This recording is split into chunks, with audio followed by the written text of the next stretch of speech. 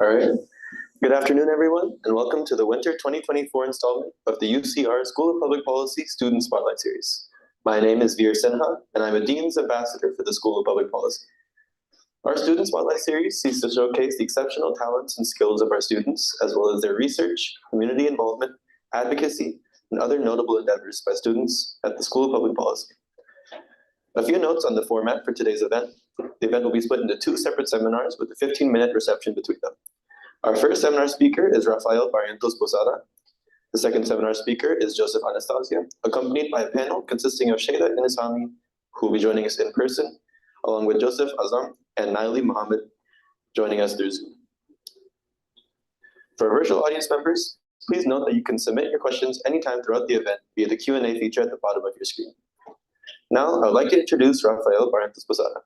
He was born in Bogota, Colombia, and was raised in Bakersfield, California. At Stockdale High School, he spent his time participating extensively in the debate team, where he took part in invitationals, including various regional debate tournaments. He became active at his neighborhood church during his last 2 years, having participated in mission trips and the organization of events alongside church youth ministry.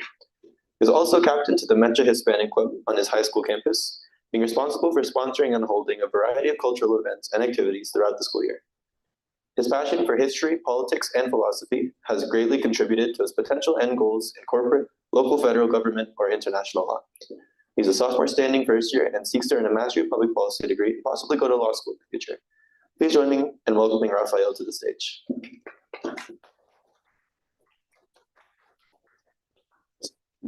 Thanks, Veer. I appreciate that. I'll get my laptop again real quick.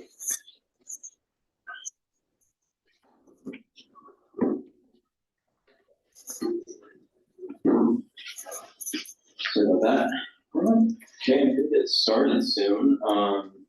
So just want to thank everyone for coming. This is, as Veer said, I have a big passion for history, and I'm a first year. To me, history's always been a big influence in my life, and it's led me to try to learn so many different things. And this particularly led me into the public policy field. And the thing is, I want to share that with you. I want to share what I've learned and everything I put my passion into this sole presentation.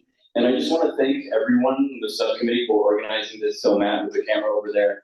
I want to thank Sam Schroff, I don't know if he's around right now, Shah Natal, and I think Christian Salinas. Yes, I want to thank them a lot.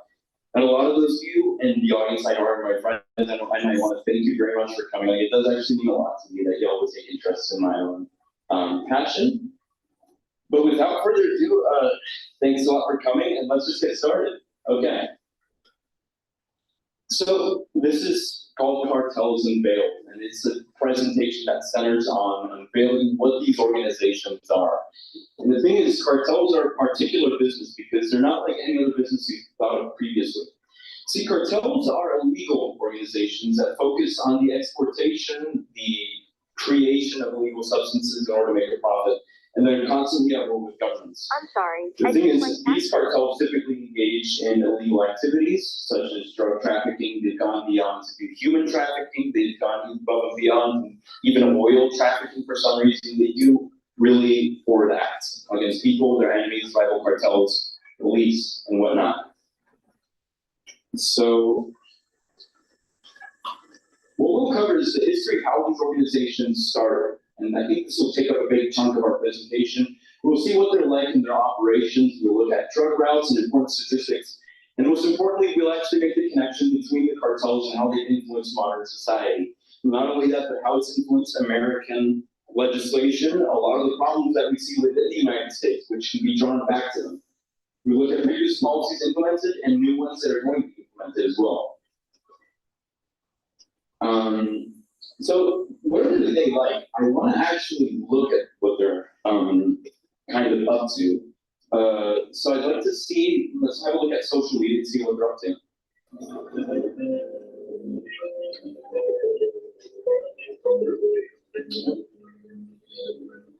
Okay, it seems like we have some music in the background. I don't know why, but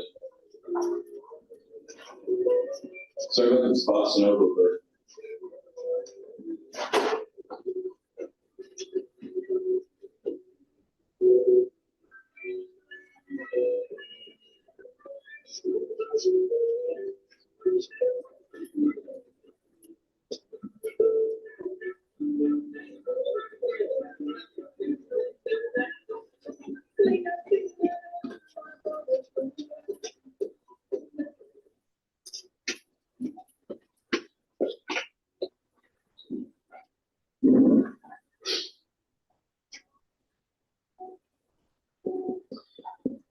Anyways, I think that's enough for now.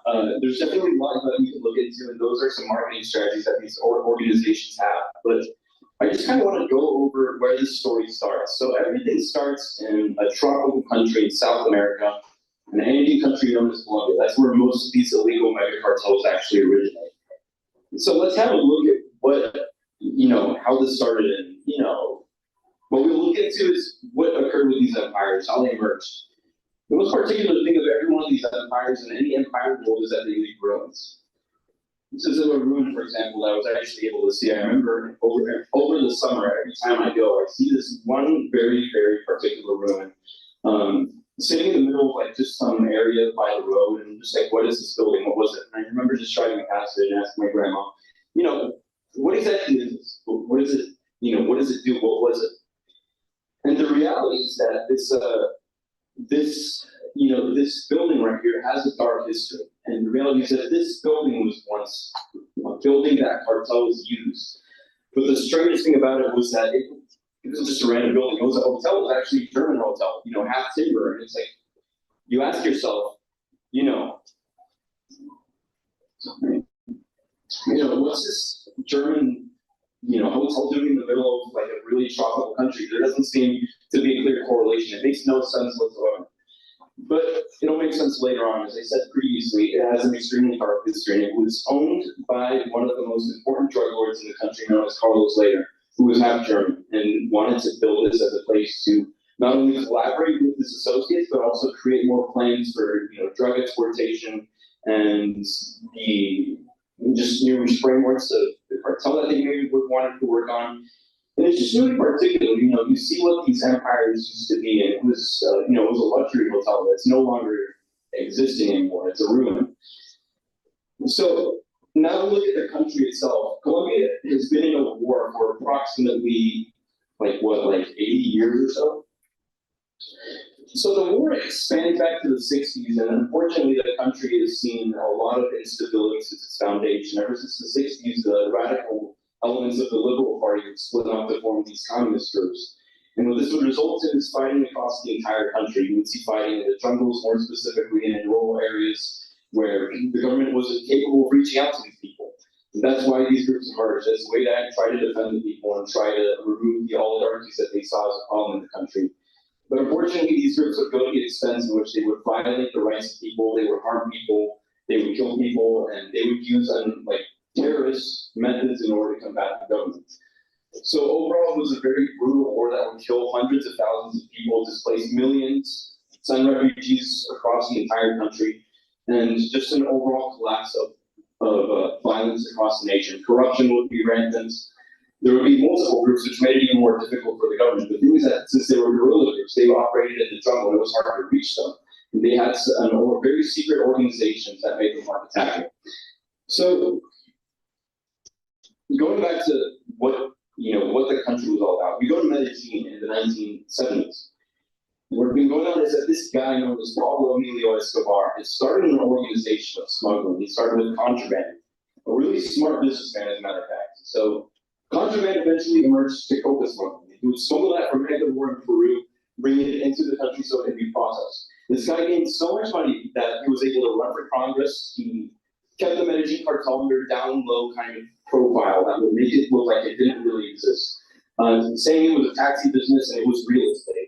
And no one really knew about it. He was known to be a really good guy. He would fund the poor. He would build a neighborhood for these people. And eventually, him and Later would come to cooperate together to try to come up with a plan. So this guy Later was actually a pilot. He had a lot of planes, and he started training people in order to, I'll tell you later, kind of bring this, use these planes for a very particular thing. I'll tell you later. But he bought this island up in the Bahamas called Norman's Cay. It would be very essential because every trapper could stop here to refuel And essentially what this did was it started the first cartel route from Medellin to Northern State, bringing drugs into Miami. So, as I said previously, it was coke imported from Peru, it was processed into cocaine in Medellin, and eventually Miami would see 80 to 132 pounds of cocaine every month. And it was not really much, but this was the most important route to begin with. They were racking $80 million per month to the Medellin cartel, allowing it to grow. And then what we see is this would eventually spiral into violence. In Miami, we would see the after effects of this. So we would see the cooperation between the Medellin cartel and the Cuban mafias from 1979 to 1986. Started with, in 1971, when the beginning of trafficking started, we saw 349 deaths. 1981, it ended with 621 deaths. With 100 of the 1,060 Miami police being investigated for corruption. So the ties with the Medellin cartel inside of Miami would be absolutely like insane. It was like nothing seen before. So Ronald Reagan decided to call an accident called Operation Swordfish in order to counter this work. You can see the DEA, or the Drug Enforcement Agency, the Federal Bureau of Investigation, the ATF, the Department of Justice to intervene. In 1983, what went from a couple pounds went to 2,000 pounds of cocaine entering the city of Miami. And by many, because of what Miami was experiencing, it was now considered sort of a failed state because there was crime everywhere, gun shootouts with police and gangs. And what started with one route eventually became an empire. We have all these, you see these maritime routes. Most Americans typically think that drugs come in through the border. However, that's not really the case. Yes, a lot of it does come in through the border, but a lot of it's through the sea, which we'll go over. You see, this cartel now became so large to the point where it was inevitable escaping this. And 7,000 to 80,000 pounds of cocaine would enter the United States on a monthly basis, making Escobar one of the richest people in the world with $70 billion worth of today's currency. He had an army of assassins known as sicarios who went about and caused terror, assassinating politicians and policemen. He would offer to pay the Colombian debt not to be extradited, so sent to the U.S. and arrested, which had prompted local and international response. He would be kicked out of Congress only for him to respond violently and begin the war in 1982 between the Colombian government and the Medellin cartel. Essentially, they became a narco-terrorist organization. And I'll show you soon. They would collaborate with the M19, which was a guerrilla group in Colombia. And what they would do was they would cause an act like the Palace of Justice siege. See, this was a time in which they collaborated with this group to burn a bunch of documents that showed that he was a criminal, essentially killing hundreds of people in the process and burning the entire Supreme Court. He would also attempt to assassinate a presidential politician, or presidential candidate known as Anastacio on an Avianca flight that was taking off from Bogota to Cali. He basically bombed the plane, killing 300 people on it. Innocent people, all innocent people. But this shows you the extent of Pablo Escobar. This guy wasn't just any trafficker. This guy made Al Capone look like a little baby, honestly. He was a supervillain at this point. See, this guy, the amount of crime and the status of Colombia had been thrown in with car bombs, with the amount of cocaine being extracted, with police being killed everywhere in Medellin, made Medellin the murder capital of the world, and put the country in a state in which it never seen itself. Not only combating guerrillas, but combating these illegal groups that worked underground, that simply had no remorse, that had criticized them, do anything to go against you. This guy had properties, he had so much money, there was nothing stopping him at this point. He had recruited people, he had people everywhere that would go against him, or that would support him in his efforts. But he wasn't the only one. He was not the only one, trust me. This goes even more. There's more organizations, I'm telling you that. So in the city of Cali, which is the salsa capital of the world, it's a really nice city, by the way, I really like it. We see the creation of a new cartel who took a similar idea from Escobar. The gentleman of Cali known as the Rodriguez others. These guys were both bankers, they were very successful. They were different from Escobar because they weren't as aggressive. And see, they were less aggressive than him. They didn't really kill people as much as the Medellin cartel did. They were more secretive and focused on intelligence, they focused on intimidation. And they have connections with the Russian state, the police, and the military of Colombia, purchasing hundreds of police and military officials. They instead of prioritizing Miami, like the Taliban Medellin cartel, they would instead prioritize New York. And they had a lot of associates there that would combat against Dominican gangs to control the cocaine industry over there. and they were the main rival of the Medellin cartel. Now we go north to Mexico, or the United Mexican States. See, this is where you'll eventually shift focus. We'll flip flop a little bit back and forth between Mexico and Colombia, but see, Mexico is a lot bigger with 100 million people, a huge economy, and a lot of different cultures. And as different as it is from Colombia, this is a federal state, so it operates with states rather than Colombia, which is unitary, which I'll get to later. But essentially, Mexico had been in a situation ever since the Mexican Revolution in 1929. This party, called the Institutional Revolutionary Party, would take control and would have uninterrupted power from 1929 to 2008 an authoritarian democracy. So from the 1960s to the 1980s, they would engage in something known as the Dirty War. What that was it was a conflict between them and the Zapatistas, which were communist guerrillas who wanted to overthrow this corrupt government. And they were arrested. And the Dirty War wasn't just that, they were trying to arrest students which criticized their authoritarian government, and they went about by declaring war on marijuana and opioid production. That's some photos of the Dirty War right there, but it was a very troublesome period for Mexico where students protested and a lot would get arrested. And it was aided by the US, obviously. But this is where the Dirty War takes place. So see, Mexican surviving cartels would have something called the plazas, which were different cities that had different gang groups that would also traffic crime. Specifically, this deserted area called the Golden Triangles, where a lot of marijuana was cultivated. So the triangle between Chihuahua, Sinaloa, and Durango. This would see the military trying to intervene directly. They would try to burn all these plantations, use violent and aggressive military responses, and would try to essentially bring these plazas and these people trying to make a living down. But the thing is, this didn't work at all. It did not work. So the story takes place with we'll see plazas coming together. So it takes place in the coastal city of Culiacan, in the state of Sinaloa, right there. You see a lot of geography for this. You're definitely going to be learning a lot of geography today. But yeah. So essentially, this guy called Miguel Ángel Félix Gallardo was a Mexican federal police officer and was the bodyguard to a governor of Culiacan. He had made several connections in Taliban. So he decided to start something new. Let's see what he does. So he would go to Guadalajara and he would come together with two other gentlemen. This guy, Rafael, had actually started several marijuana plantations alongside his brother as a teenager and would be a very successful businessman. He was just trying to make a living because the country wasn't really operating that well. This was only so he'd support his mother. What he would do alongside, before that, is he would try to violently seize control of all trade routes. And along with Miguel Ángel Félix Gallardo and this guy, which we know a little about, Cartels Unveiled, would come together and form the Guadalajara cartel, known as the Federation, which would span across Mexico. This was the first ever cartel we see in Mexico. And in order to make connections, they would make agreements with the Medellin cartel and the Cali cartel in order to start to kind of cooperate with these guys, because these were the real giants, the Medellin and Cali cartel, as we'll get to it. What it saw was, you see, because the Medellin cartel had associates in here in Honduras, a little country right here, I don't know if many of you know about it. They would smuggle from here. They would go through the Panama Canal, and there's many ways in which you can smuggle. You can sneak stuff on boats, you can use submarines, anything you can imagine. Cartels probably already have it. So they would use what the Guadalajara cartel provided, which was land and road and security, and they would allow it to bring to the first route in Mexico, Tampico and Brownsville, and transfer it across the border. And they also started flying stuff into Barcelona. So this allowed for the Guadalajara cartel to make a lot of profit, and essentially they asked 50% of the profits made from the cocaine that they transported into the U.S. to be brought into them. And this brought up $5 billion annually.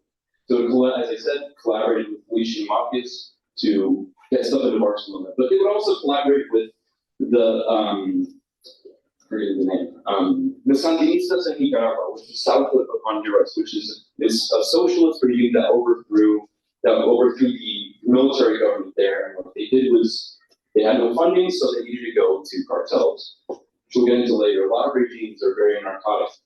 So essentially, this prompted U.S. response, and what it did was it allowed for the U.S. getting kind of concerned with what was going down south. But this guy, for example, would be a guy called Enrique Camarena, would be sent from the U.S. down. And DEA, which was a mostly unknown organization that was American, would be the drug enforcement agency, be the key investigative organization to surveil and bring down these organizations. So the problem is that these guys were set precisely because these Guadalajara cartels gained traction because of this guy. So this guy essentially apprehended air surveillance. And it saw this huge growth of these plantations in Mexico. So they would find the biggest plantation in Mexico, which is owned by Caro Quintero, called Rancho Búfalo. And essentially what this was, it was extremely huge. It was, I think it was, I forgot to put it there, it was about like 1,500 acres of pure marijuana in the middle of the desert. You can see it from space. It was approximately 10,000 pounds of marijuana worth $160 million in the middle of the desert in the city of Chihuahua. Eventually they would discover this and they would send DA agents and 450 Mexican Marines to burn it down. And they essentially burned the whole thing down, which really, really, really enraged the Guadalajara cartel, because it was their main source of income. It was marijuana. This was what distinguishes the Mexicans from the Colombians. The Colombians were cocaine. The Mexicans, although they helped the Colombians with their cocaine, they primarily produced marijuana, which is legal at the time. Remember that. What was promised by the Guadalajara cartel, like every violent cartel, because that's what they are.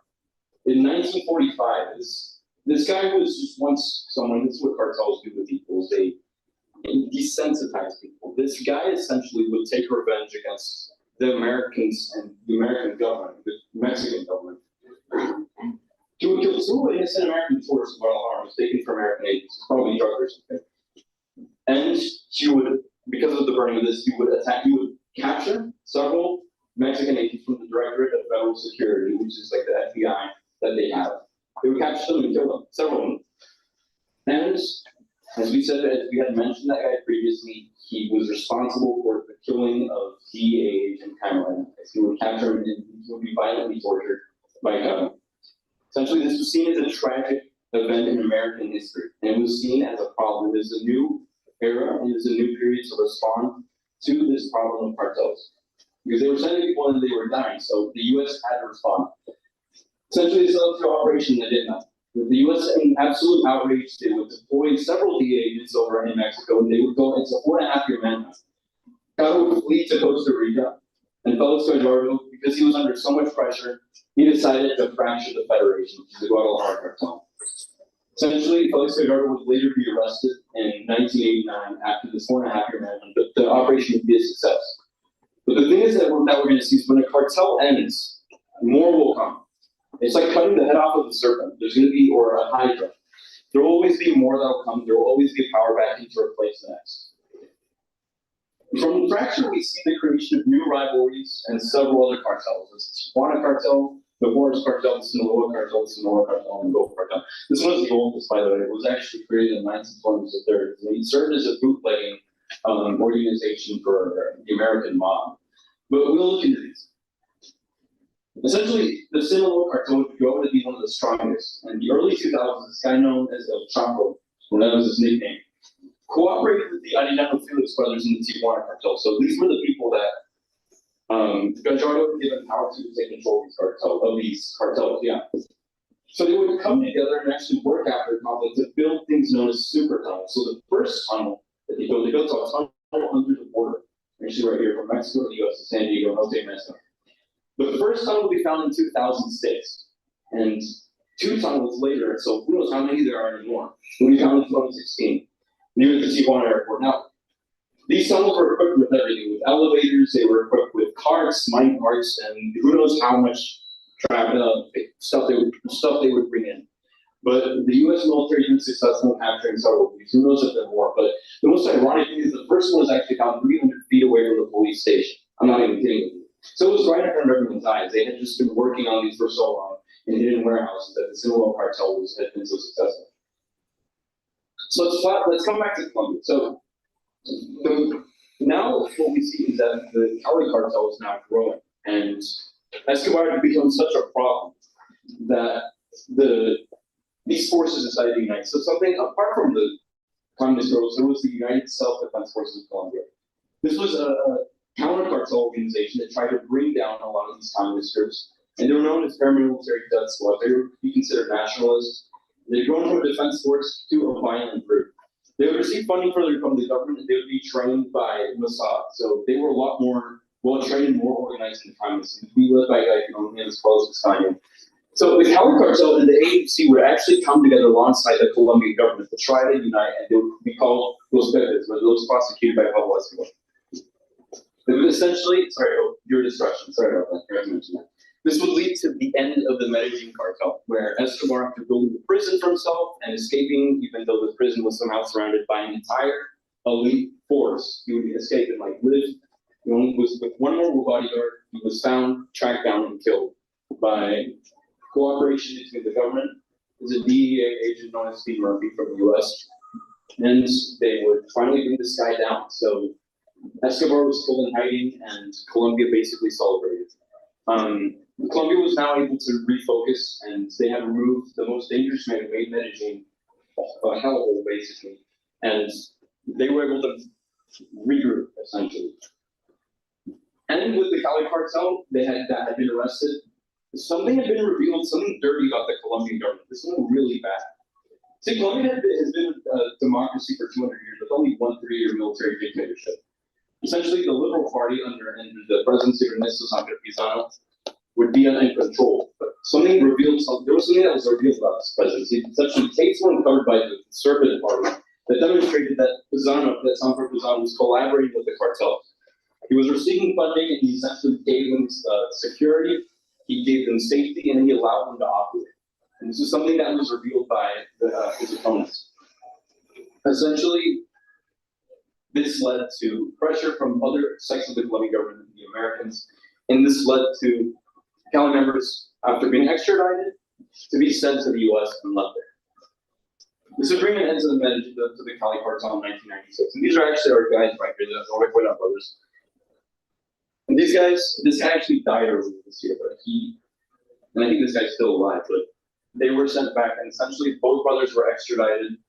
And as I said from the power vacuum, communist groups would essentially take advantage of this power vacuum, seizing a lot of their assets, a lot of labs. And another cartel emerged, even though it had been created previously from a disagreement. This is the North Valley cartel. The North Valley cartel was something that was a part of the Cali cartel that disagreed and separated.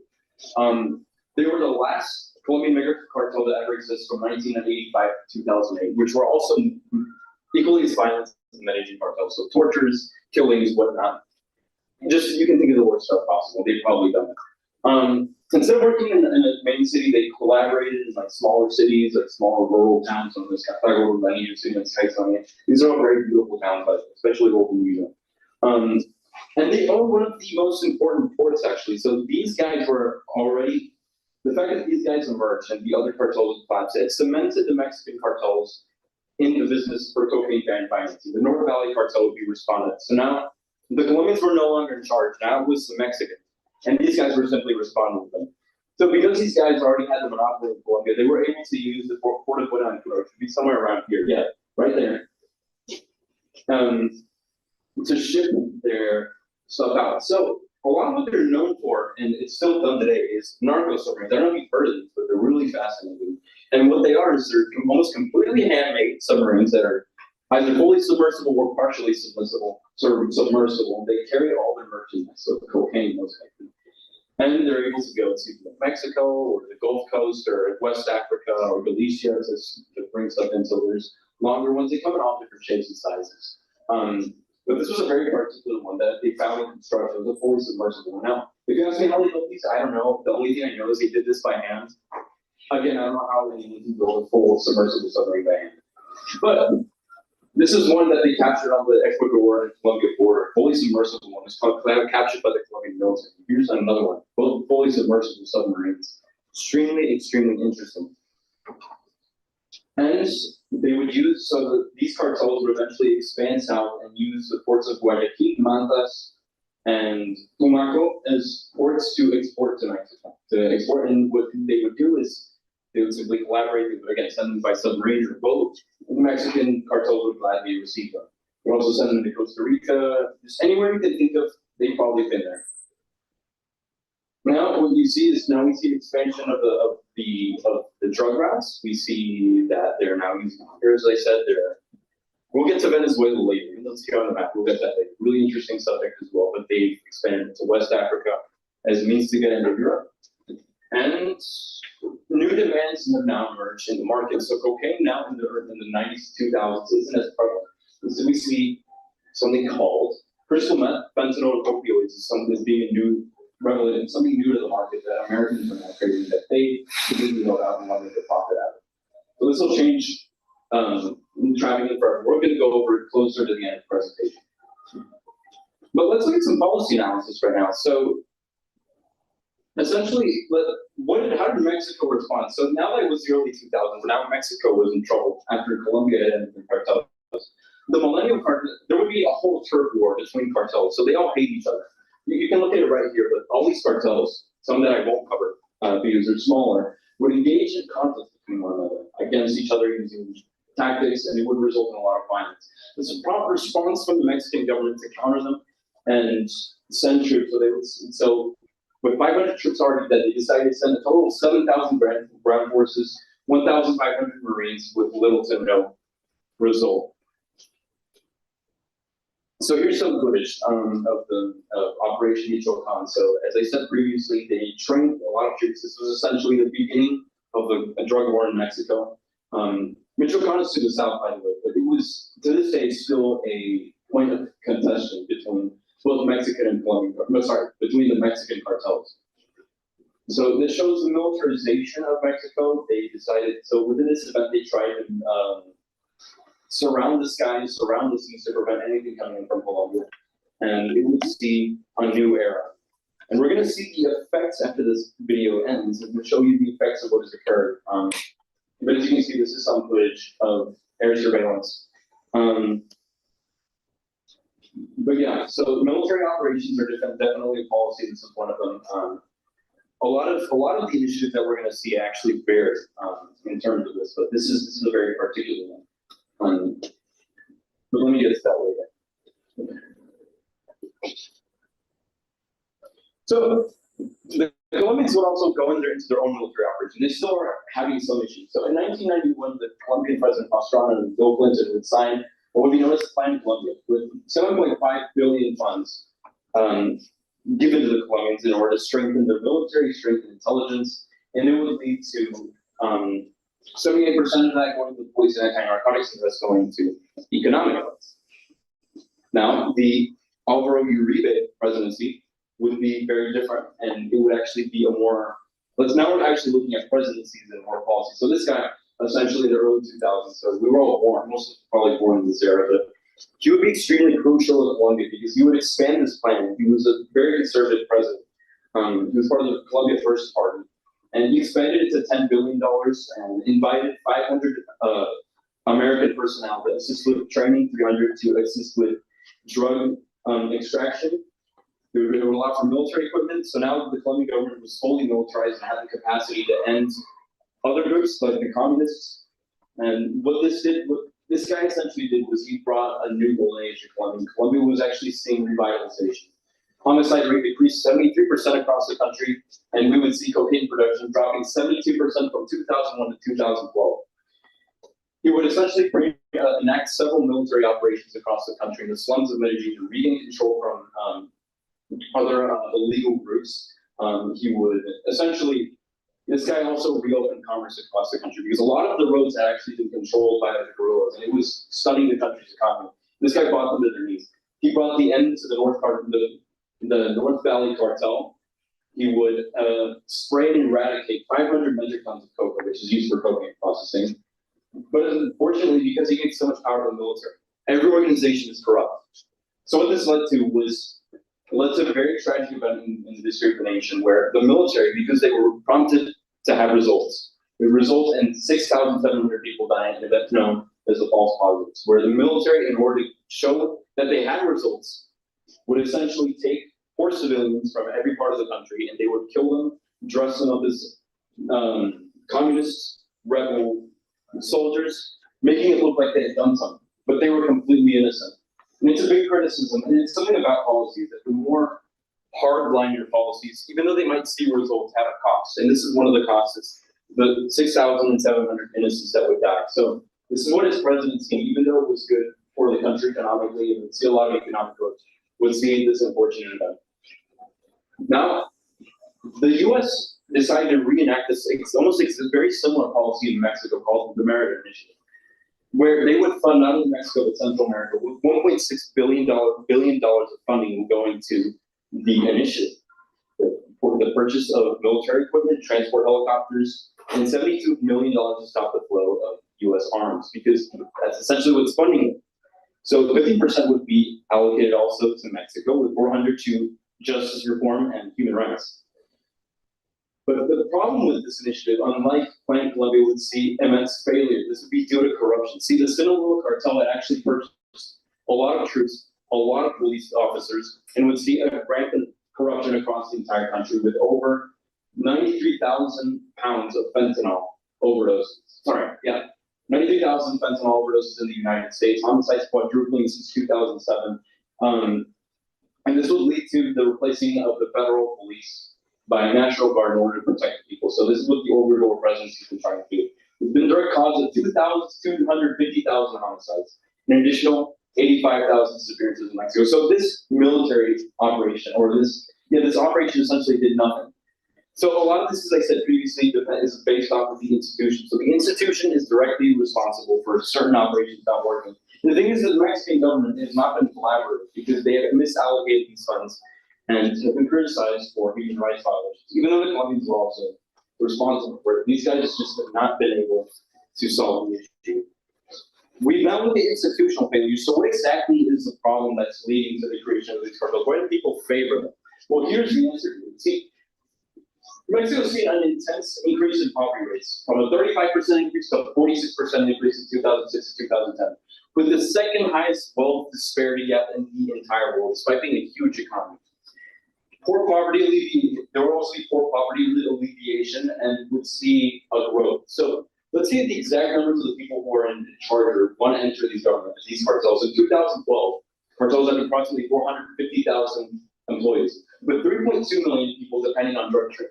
As I said, it's all based off of poverty and in the inability to access proper aid. So a lot of people have also taken self-defense. So new paramilitaries, such as that's not the exact name, but in Michoacan, people decided to start their own groups. And it's seen as extremely controversial. As I expressed previously, paramilitaries don't always go the right way. But the problem also goes in education. So teachers' unions also oppose reforms on the defunct schooling system as well. And there will be little government presence across the entire country overall. This is why these groups emerge. This is why people go to these organizations in the first place. So let's look at the actual presidencies and Mexican presidencies themselves. So the first presidency that would actually begin with conflict would be the Vicente Fox presidency, which would emerge after, if you guys remember, the PRI lost power. So the Vicente Fox presidency in 2000 would actually take a little action against the cartels, and we would see conflict during his time between the Sinaloa cartel, and we'd see a surge of violence during his presidency. Mostly because it was unaddressed and not seen as much of a direct issue. Now we go on to when the actual problem started in the first place, which is the Felipe Calderon presidency from 2006 to 2012. Remember, this one Merida and Michoacan, the Operation Michoacan started. So he would take a tough stance on these cartels and would cooperate with the U.S. would initiate Merida initiative, would see the deployment of troops, and over 50,000 people would die in his presidency, all due to Calderon's presidency and military measures. See, as I expressed, sometimes you can put as much force into trying to end these groups to little or no avail. Unfortunately, the government has not been able to fix this, and I'll emphasize that many times. The recent Antonio Peña Nieto presidency, which he would take power in 2012, he did not want to escalate conflicts whatsoever. He was part of the original PRI party. And he did not want American agents in Mexico. So he did not want any involvement. He wanted to approach this from a different standpoint. We would want to withdraw enforcement nationwide and lead. But again, this would go to the creation of the Auto Defense Forces, which were from Michoacan. And again, would solve no issue whatsoever, because things just continue to keep getting worse. And under the current presidency, known as Andrés Obrador, who is the current president, he would be part of the Morena party, which is more left wing. So he wanted to approach this from a different focus. So since through most of history, everyone has been trying to solve this through military position. We instead tried to approach this from an economic, social, and institutional position, instead of trying to fix on the interior of Mexico, trying to aid them directly, trying to aid the people, which as we saw, there are several institutional problems in the country. So he promised peace and amnesty and wanted to put emphasis and help people in the crossfire. He essentially declared an end to the drug war in 2019 and divert funds to oil thefts. But like with many other presidencies, and as I emphasized, this leads to nothing. Essentially, Mexico would experience more violence after Carlos Contreras was arrested in 2022, and would experience higher violence in 2023 when Chavo's son was arrested. He would increase military expenditures because of the demands for a more Mexican response, and would see the deployment 76% deployment increase compared to our friend Calderon, which saw, as I said previously, enacted Michoacan and Merida. So even though he promised something, he was still unable to deliver with this, unfortunately, due to the demands that were being seen across the country, which is very unfortunate because sometimes, even though you try to focus on the institution, the problem with policymaking is you have to address everything at the same time. And this guy had to respond one way or another, defending people. Now we go back to Colombia. So now we see a very similar situation as Obrador. So this guy, known as Gustavo Petro, would be the first left-wing president to be elected in the country.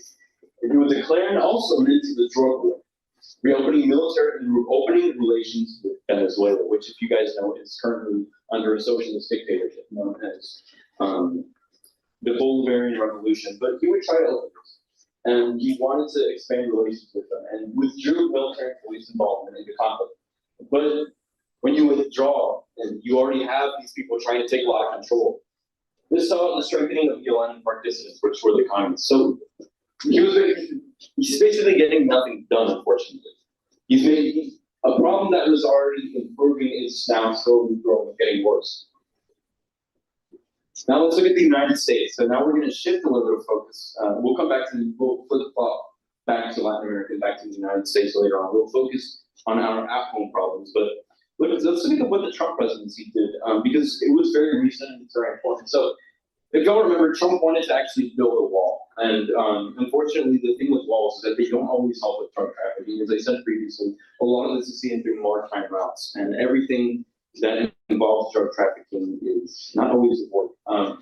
So you would want to strengthen efforts to combat illegal migration and drug trafficking, made it a priority to curb drug overdose and advocate for military intervention. In 2019, dismantled cartels. So this was seen as a completely new idea. So wanted to advocate for troops on the ground in Mexico to finally end this, because this is getting out of control.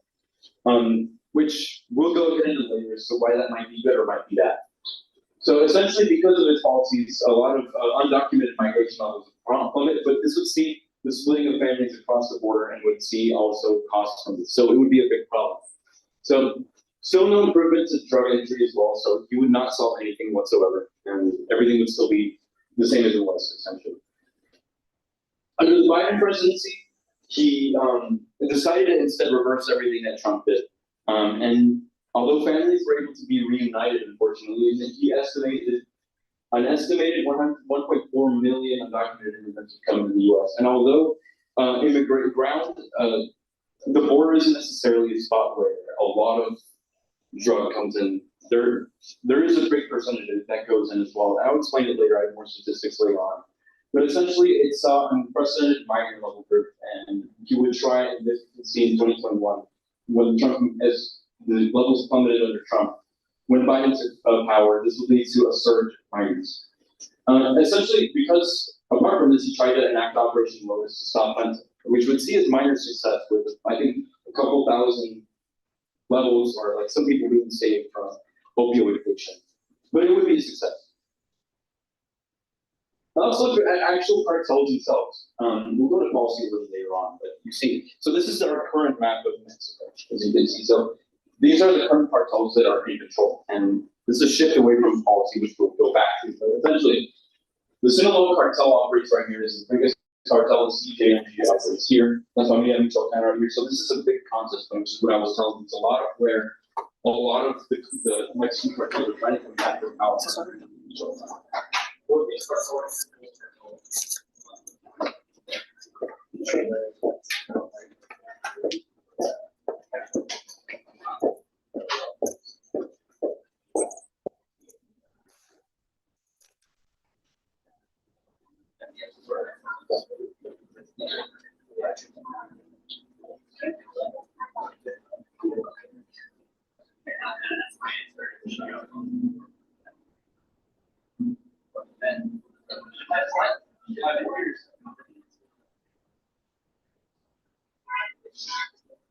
Yeah, so that's a little bit of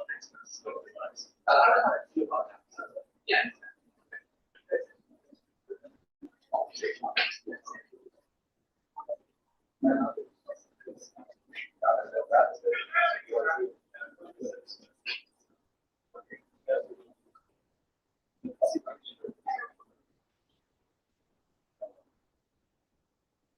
Sorry.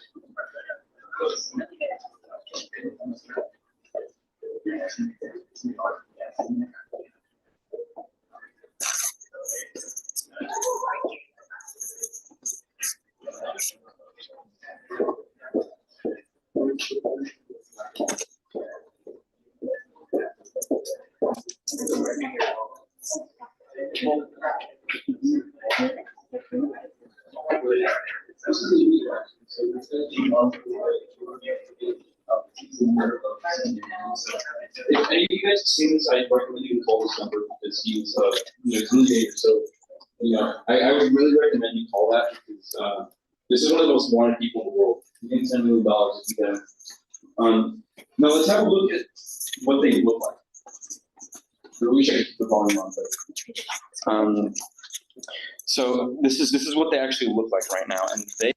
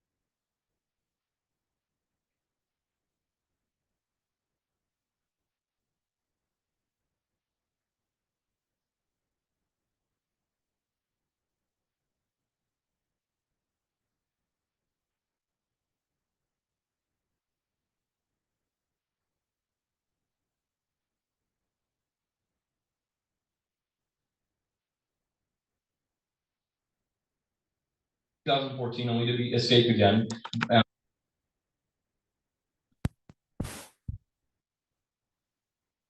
After their masters at Oakland County State in 2014, U.S. in 2016 after a violent raid with Marine aid, dozens of cartel members died with one Marine wounded. But soon he would be extradited to the US in 2017. Yeah. Sorry about that. Yeah. So soon after that, we would see the capture of El Chapo's son. So in 2023, it sparked a wave of violence across Mexico, but so his capture would also cement the anger that the cartels had, because they're very vengeful. They would shoot at 2 civilian airliners. They would shoot at a Mexican helicopter. 2 trucks would be attacked on the highway, and cartel ambushes on police and federal military would be seen rampantly across the state of Sinaloa and Sonora, with dozens dying. And this would again prompt, and this was, remember, the Obrador presidency. So Obrador had to respond one way or another. Let's see how they responded. So sometimes you just have to respond by shooting, I guess, at the cartels, which is, I wish I had the volume for this because it sounds really cool, but they essentially shot at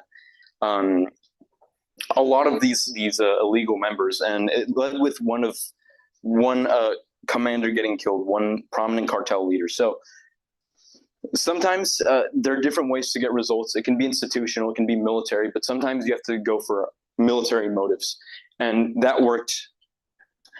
So let's go and look at other illegal groups. So because, again, the Mexicans are in control of everything, it's other group. There's so many of them that I'm not going to cover today. But see, the Gaitanis self-defense forces are once again, another example of a paramilitary force that would become a narco-paramilitary group, which were originally, again, a civilian defense force that would corrupt and would no longer be a civilian defense force.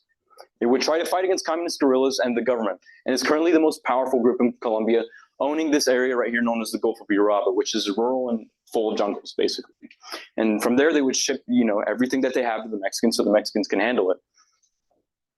And now we look at something very particular. Again, this is known as the Cartel of the Suns. But the most interesting thing about the Cartel of the Suns is, this is what I was saying, Venezuela. See, let me tell you something. The entire Venezuelan government is a cartel. I'm not even kidding with you.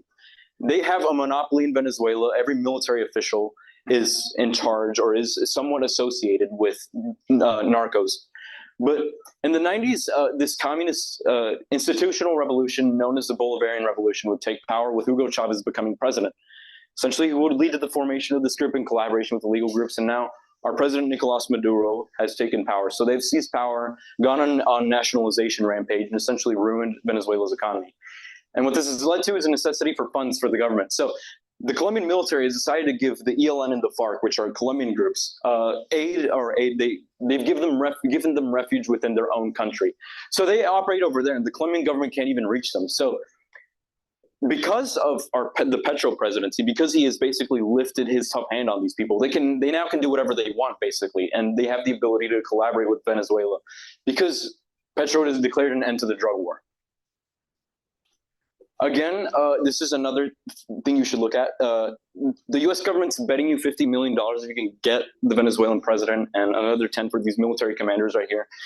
But all these guys the entire Venezuelan government is responsible for this drug trafficking and the establishment of multiple routes. Again, this government's a problem, and it was responsible for the eviction of 3.5 million Venezuelan migrants, a lot of those going to Colombia, and which would actually lead to the creation of Venezuelan gangs within the country, destabilizing Colombia. Because the Petro presidency is trying to end the drug war, it has instead led to an increase in violence across the entire country. So essentially, these guys are forgetting what they're fighting about, and they've forgotten history. And it's the biggest problem in history is when you forget it, because when you forget history, you're bound to repeat it. And here's some other groups that we should look at. So I'm not going to go really into these because there's a lot of them, but these guys collaborate with the Mexicans and Colombians. This is the Sicilian Mafia and the Albanian Mafia. So for those of you who don't know, Albania is a little country in Europe. I don't know if many of you know about it, but it has a really fascinating history. And these guys have been responsible for the gateway to Europe. So essentially, the Mexicans and the Colombians have collaborated with them to establish 11 bases across Africa, or more specifically West Africa, and have allowed for the influx of drugs. I wish I had more numbers, but it's just so many numbers that sometimes you can't find all of them. So this is some more statistics. So I didn't mention Brazil, but they traffic stuff through the Amazon and into more Nigeria. They bring it into Mauritius or Mauritania, Angola, South Africa. Basically, it's a whole invasion. Sometimes they bring stuff through the Caribbean, but everything has been able to reach Europe, and now we see problems in Europe in the same way that the US has seen problems, but more demand in the United States. But the problem continues to get worse and worse, and we continue to forget it. And why is this a problem? Why are cartels an issue? Because it has led to the American drug epidemic. Sometimes we don't analyze the root issues in our country, but it can all be traced back. And one of our biggest problems that we need to solve instantly is the drug epidemic. There's been over 100,000 Americans to die of overdose in 2021 because of the drug epidemic. See, these are the drug trends, which saw the national overdose deaths involving stimulants such as cocaine and psychostimulants. And it would rise in 2021 to a total of 53,495. So those are some statistics. Here's some more of that. Now, here's the total amount of overdose deaths by this specific kind of drug. And we see that the majority of them are actually prescription opioids. So the demand has shifted from cocaine to opioids, as I had emphasized previously. Now, cocaine, as I said, is no longer much of an issue. It's instead fent, opioids, and meth. But you need to know where this comes from. So let me tell you where it's from. So fentanyl comes specifically, and it is farmed, like the raw resources come from China. They're synthesized into fentanyl in Mexico. Fentanyl is then smuggled across the border into the United States, or via sea. It means fentanyl is not just a public health emergency, but it has devastating consequences on human and substantial economic costs. This is all seen by the U.S. Department of Treasury. Most meth also comes from Mexico, and is trafficked by organizations that have become the primary manufacturers and distributors of methamphetamine throughout the United States, including in Hawaii. So also another point for Chinese mafias to collaborate with Mexicans. So domestic clandestine laboratory operators also produce and distribute meth, but on an exponentially smaller scale, which is the US. So the problem's not really in the US, it tends to be over there. So what are the trends? So as I said previously, the border is an issue. So this was this drug seizures during the border within the past 2 years. So this is 2022. So 2022 meth is decreased in seizures. Obviously, this doesn't count the amount that goes in. This could be a fraction. This could be half of it. We don't really know what's going in, but it's definitely not the exact same numbers. That is. See, we have a decrease. We have a decrease in the demand of marijuana due to its legalization. And let me tell you something. When something is legalized, it brings down the demand. And when the demand is down, that means that it's cheap. So they don't really profit off of this. And cocaine is, well, that's not really as much in demand. It's still increasing. Fentanyl has more than doubled. As you can see in 2022, the amount seized was 14,000. Now it's over 26,000. Heroin is decreasing. Other drugs are increasing. This was all by the National Immigration Forum. So we see the main issue now is that that drug trends and drug seizures continue to increase, and this is an issue. What are we going to do about it? Well, we need to think about that. So nationwide fentanyl seizures are by AMO, so Air Marine Operations, what AMO stands for, have increased as well. Or yeah, as you can see, so it's gone over by almost a 300% increase since 2020 to 2023. So this problem is going out of control. It's all by the National Immigration Forum. And here's the issue. So when you ask yourself, what is it arming? How are cartels getting their weapons and their military grade equipment? Well, let me tell you something. That's here in the United States. A lot of the reasons we have these weapons and we actually use them is we argue it's for our own defense. But sometimes we disregard the fact that a lot of these organizations get it strictly from here. And it's a problem. It's not always school shootings. Sometimes it's actually the fact that we're arming people to shoot innocents and shoot other illegal groups and shoot policemen and shoot military officials. So again, 50 caliber sniper rifles, 50 caliber Barrett, M2 Browning machine gun, AR-15s. These are all American weapons and are all brought in from the United States. Not only that, but there's other weapons such as the Alexander Kalashnikov guns, such as AK, AK-74, AK-74M. You can go over the amount of weapons. There's a ton. There's a lot of guns. But a lot of it, as I said, comes from the U.S. With 50,000 American-made guns trafficked from the United States to Mexico every year, with 70% of guns recovered at crime scenes in Mexico come from the United States, according to the Homeland House, or the Democrats in the House. 2021 Associated Press investigated found that at least 1,900 military weapons were lost or stolen during 2010s from bases stretching from Afghanistan to North Carolina, that some were used in violent crimes. Now, I couldn't find the other statistic, but it pointed to the fact that a lot of the weapons stolen were given to cartels. So the issue doesn't just stem within our own policy, but sometimes the security of our own military facilities. Now let's look at what California and the United States have done, because this is completely getting out of control, as we can see. So the opioid crisis and overdose deaths have increased 83,000% over this year, or 2023, with more than 90% involving fentanyl. This is the same issue that is happening here in California. So this is all in California, by the way, not the US. So nearly 7,000 people died from opioid-related overdoses in 2022. 87% of those deaths involved fentanyl. More than 21,000 emergency room visits were related to opioid overdoses in the state of California, 2024. In the United States, so shifting to the United States, the U.S. Department of Health and Human Services, through Substance Abuse and Mental Health Services Administration, provided nearly $1.5 billion to states and tribes to combat drug epidemics. So the U.S. government is trying to do something. The thing is that this isn't the root issue, and it doesn't seem to be working with the previous statistics that I've given you. Now let's look at let's get our hands dirty with some actual legislation. So Governor Gavin Newsom proposed bills combating California's fentanyl crisis due to budget constraints and existing opioid work by his administration. So he created this like at stadiums and concert venues and amusement parks to stop opioid overdose related deaths, and mandating community colleges in the California State University campuses to provide fentanyl tests. So this is becoming a statewide thing. Another law permits mobile pharmacies serving homeless residents to dispense the opioid addiction treatment. So he has tried to fund this in many ways. Newsom signed one punishment-focused bill, AB 701, which enhances prison time in individuals dealing over a kilogram of fentanyl. So people are getting criminalized for this. Newsom cited $1 billion budget allocation to combat opioid overdose crisis, and argued for administrative flexibility addressing evolving threats. Critics like Assemblymember Lori Davis expressed frustration with Democrats blocking measures to increase penalties for drug dealers. Newsom vetoed AB 1060, mandating health insurers cover for naloxone, which is another, I believe it's like a tranquilizer of some sort. He also vetoed a measure of potentially altering the state of naloxone distribution project due to concerns over suitability and cost effectiveness. And the voter vetoes highlighted Newsom's reluctance to relinquish control over state agencies' response to rapidly evolving drug markets, such as the emergence of veterinary sedative known as tranq, contributing to overdose deaths in California. So, although he has tried to aid California, we haven't really gotten many results, and we see this getting worse. So, why is this the case? Why is it that when we legislate, we don't get anything or any results? Well, we'll get to that, of course. But back to the bigger picture.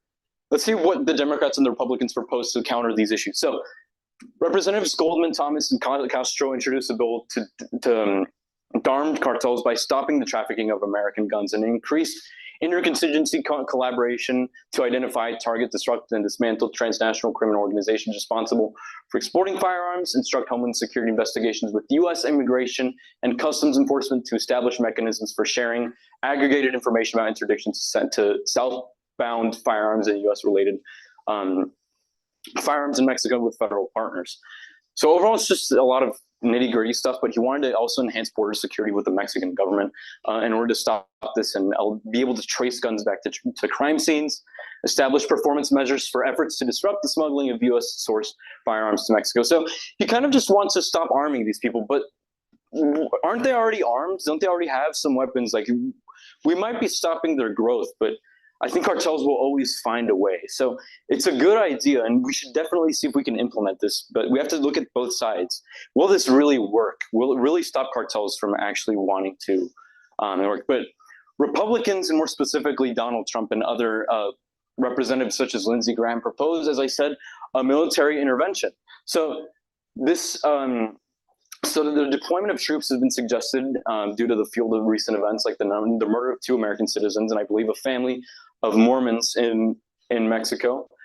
Representatives then Crenshaw and Michael Waltz introduced a joint resolution in Congress to authorize the president to use the armed forces for this purpose, giving more power to the executive branch, while Senator Lindsey Graham pledged to introduce legislation designating Mexican drug cartels as foreign terrorist organizations.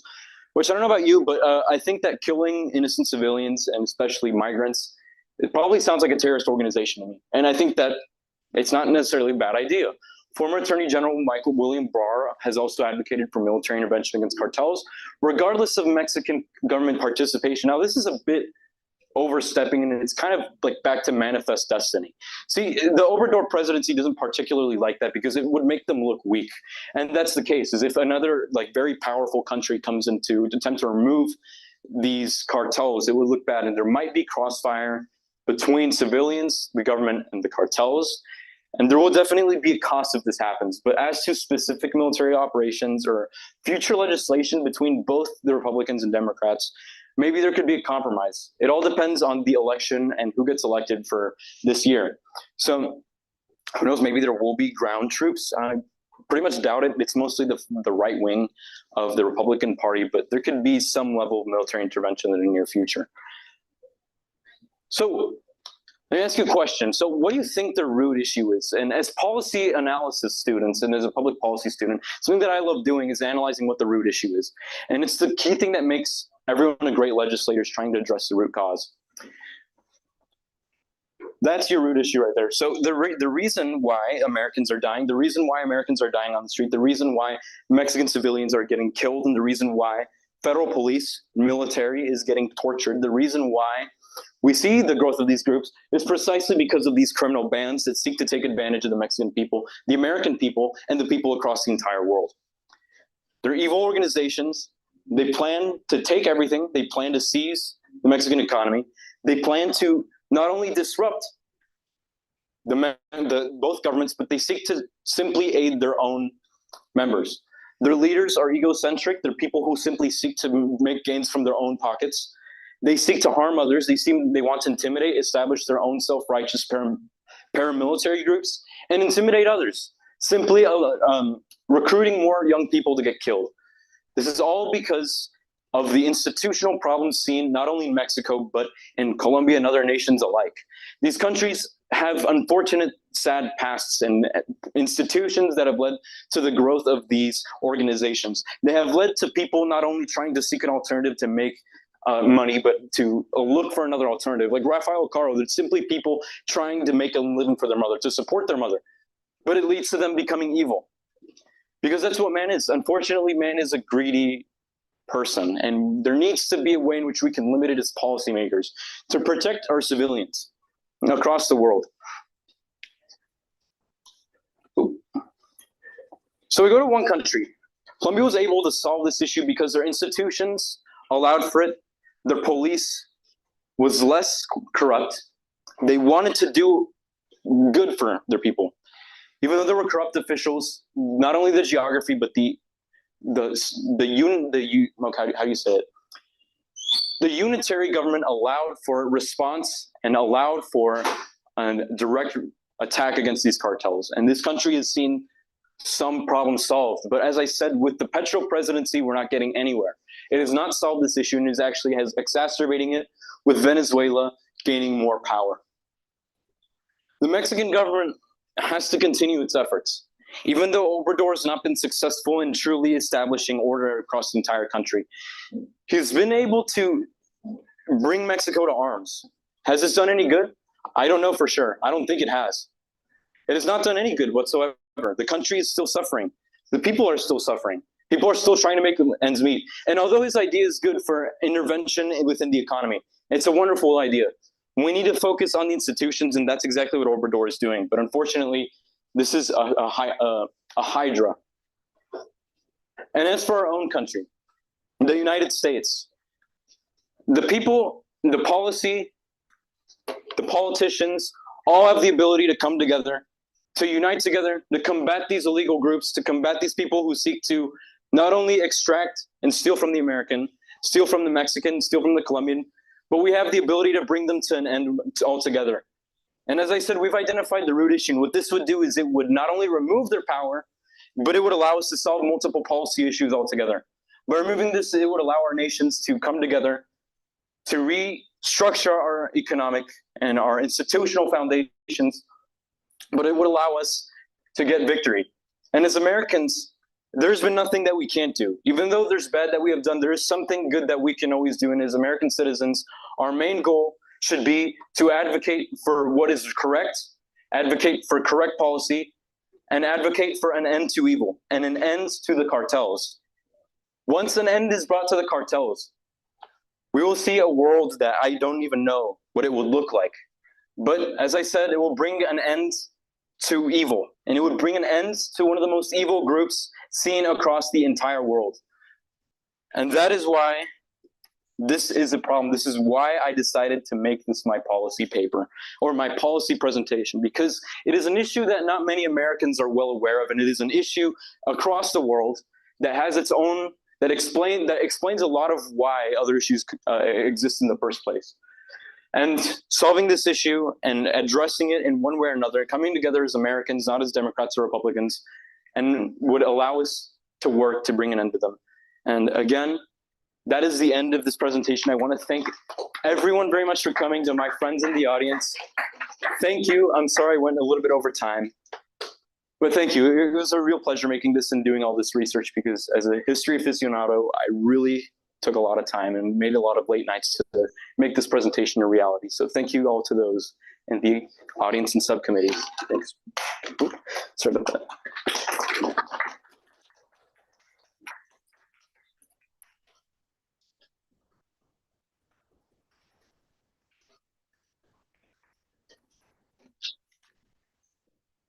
Thank you, Rafael.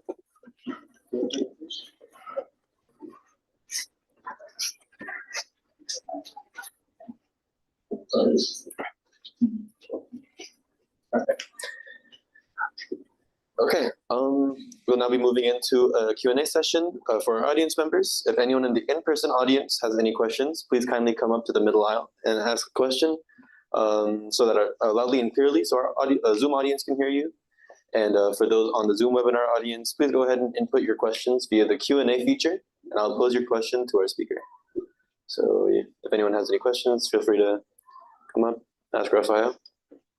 All right. Actually, I think we're on. Sure.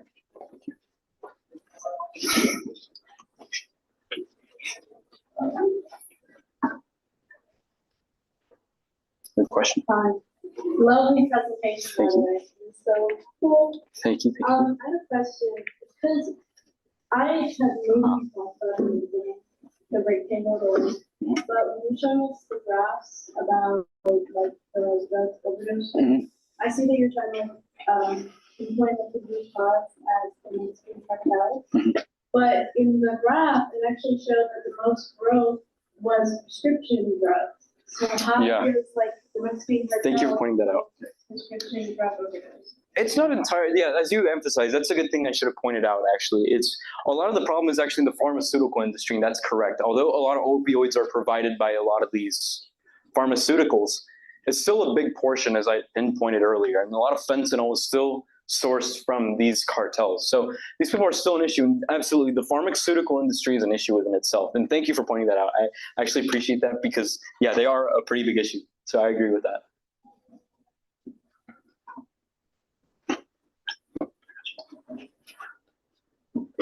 All right. Any other questions from in-person audience?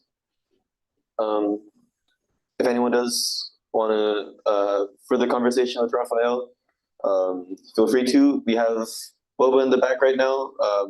We have about 10 minutes before our next speaker will come up, so feel free to talk amongst yourselves, get some boba, get some refreshments. Yeah, thank you. Thanks, Fear. Dude, thanks, bro. I appreciate that. It's okay, no worries. It happens to me too. Dang, that's a lot of sweat. I've heard this. It's good. It's good. Oh yeah, no worries. It won't stop me from shaking your hand, but yeah. How'd you do, man? Great. Dude, thanks. I appreciate that. I appreciate that. Over 100, yeah. Awesome. Dude, it was a lot of good work. Yeah. What did you think? What'd you like the most? Dude, I just everything. Dude, I was like, yeah, thanks, guys. I appreciate that. See you later, man. Dude, Caleb, no, you guys, it actually means a lot. Thanks a lot for coming. It does mean a lot. I had a good time. Thank you. I'm glad. I hope I didn't bore you guys. No, that was great. I was disappointed. I loved it. Thank you. No, thanks, Jack. I appreciate that. Yeah, no, go ahead. Dude, Nick, thanks a lot, bro. I appreciate it. Thanks a lot for coming, bro. It means a lot. Did you like it? Pretty good, yeah. Yeah. Yeah, I hope I If didn't you bore you. want to, the point is that. Yeah, no. But like later. Later. Yeah, sure. Bro, girl. Yeah. The dude came. I was kidding. I'm just I got here before you did it, dumbass. Sure. Oh, the lapel mic, yeah. Dude, Kate has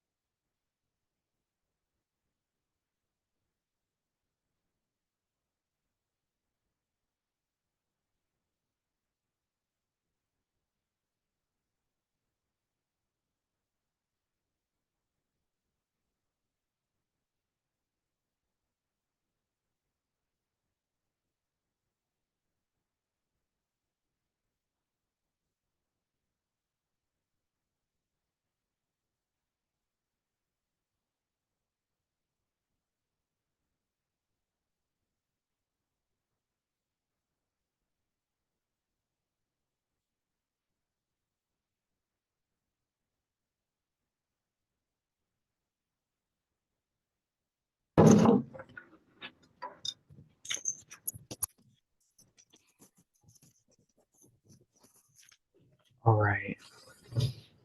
Thank you so much, everybody, for coming into my presentation. This is going to be on the state of refugees, specifically focusing on the plight of Afghan refugees amidst a Taliban regime. Because we're just a little short on time, I'm going to go straight into it. So throughout the remainder of this presentation, I'm going to be giving a historical context as to the lead up to where we currently are in Afghanistan, but also looking into the specific experiences that Afghans are facing under the Taliban regime. And then afterwards, I'm going to look at just a little bit of data surrounding the displacement of Afghans within the country, as well as those Afghans in nearby countries. So jumping straight into the historical context, we're going to look at the turn of the 20th century as it relates to British colonialism. Afghanistan underwent three Anglo-Afghan wars with relation to the British colonies in India, as well as British forces. In particular, I want to highlight the third Anglo-Afghan War in 1919. This resulted in an Afghan victory, resulting in the Treaty of Rawalpindi, which separated Afghanistan from the British Empire in India. It basically announced their independence from any forms of colonialism as it relates to the British. Following in 1919, jumping to 1913, we have Zahir Shah, who became king within the country and established his monarchy over Afghanistan. The following year, in 1934, the United States formally recognizes Afghanistan as its own independent country. Skipping a couple years, looking at 1953, just to touch base, when Zahir Shah took on king, he would go on to reign for about 40 years within the country. However, in 1953, the pro-Soviet General Mohammad Daoud Khan becomes prime minister of Afghanistan. He would eventually become the president of Afghanistan later on in his reign, but for right now, he becomes prime minister, and as part of his duties in that role, he, throughout the 50s, enacts reforms where women are allowed to attend university as well as enter in the workforce. This is a pivotal, a rather great highlight of just the social norms that were established under Dowd's rule. But as it pertains to when we look at the current situation now, and which we're going to look in a bit, but also looking to his reforms within the country. Jumping later into the 1970s, we have the People's Democratic Party of Afghanistan coming into power. At this point, the Republic of Afghanistan is established with its firm ties in connection to the USSR or the Soviet Union, which looking back, served as a rather highlighted transition in Afghanistan, leaning towards the Soviet Union as opposed to its relationships with the West and Western countries. At the end of the 70s, what is a landmark treaty for Afghanistan, their Friendship Treaty, which is signed with the Soviet Union. But in addition to them legitimizing their ties with the Soviet Union, a rivalry occurs within the People's Democratic Party of Afghanistan, particularly with the Prime Minister of Afghanistan and his deputy, which I'm going to mention in this slide.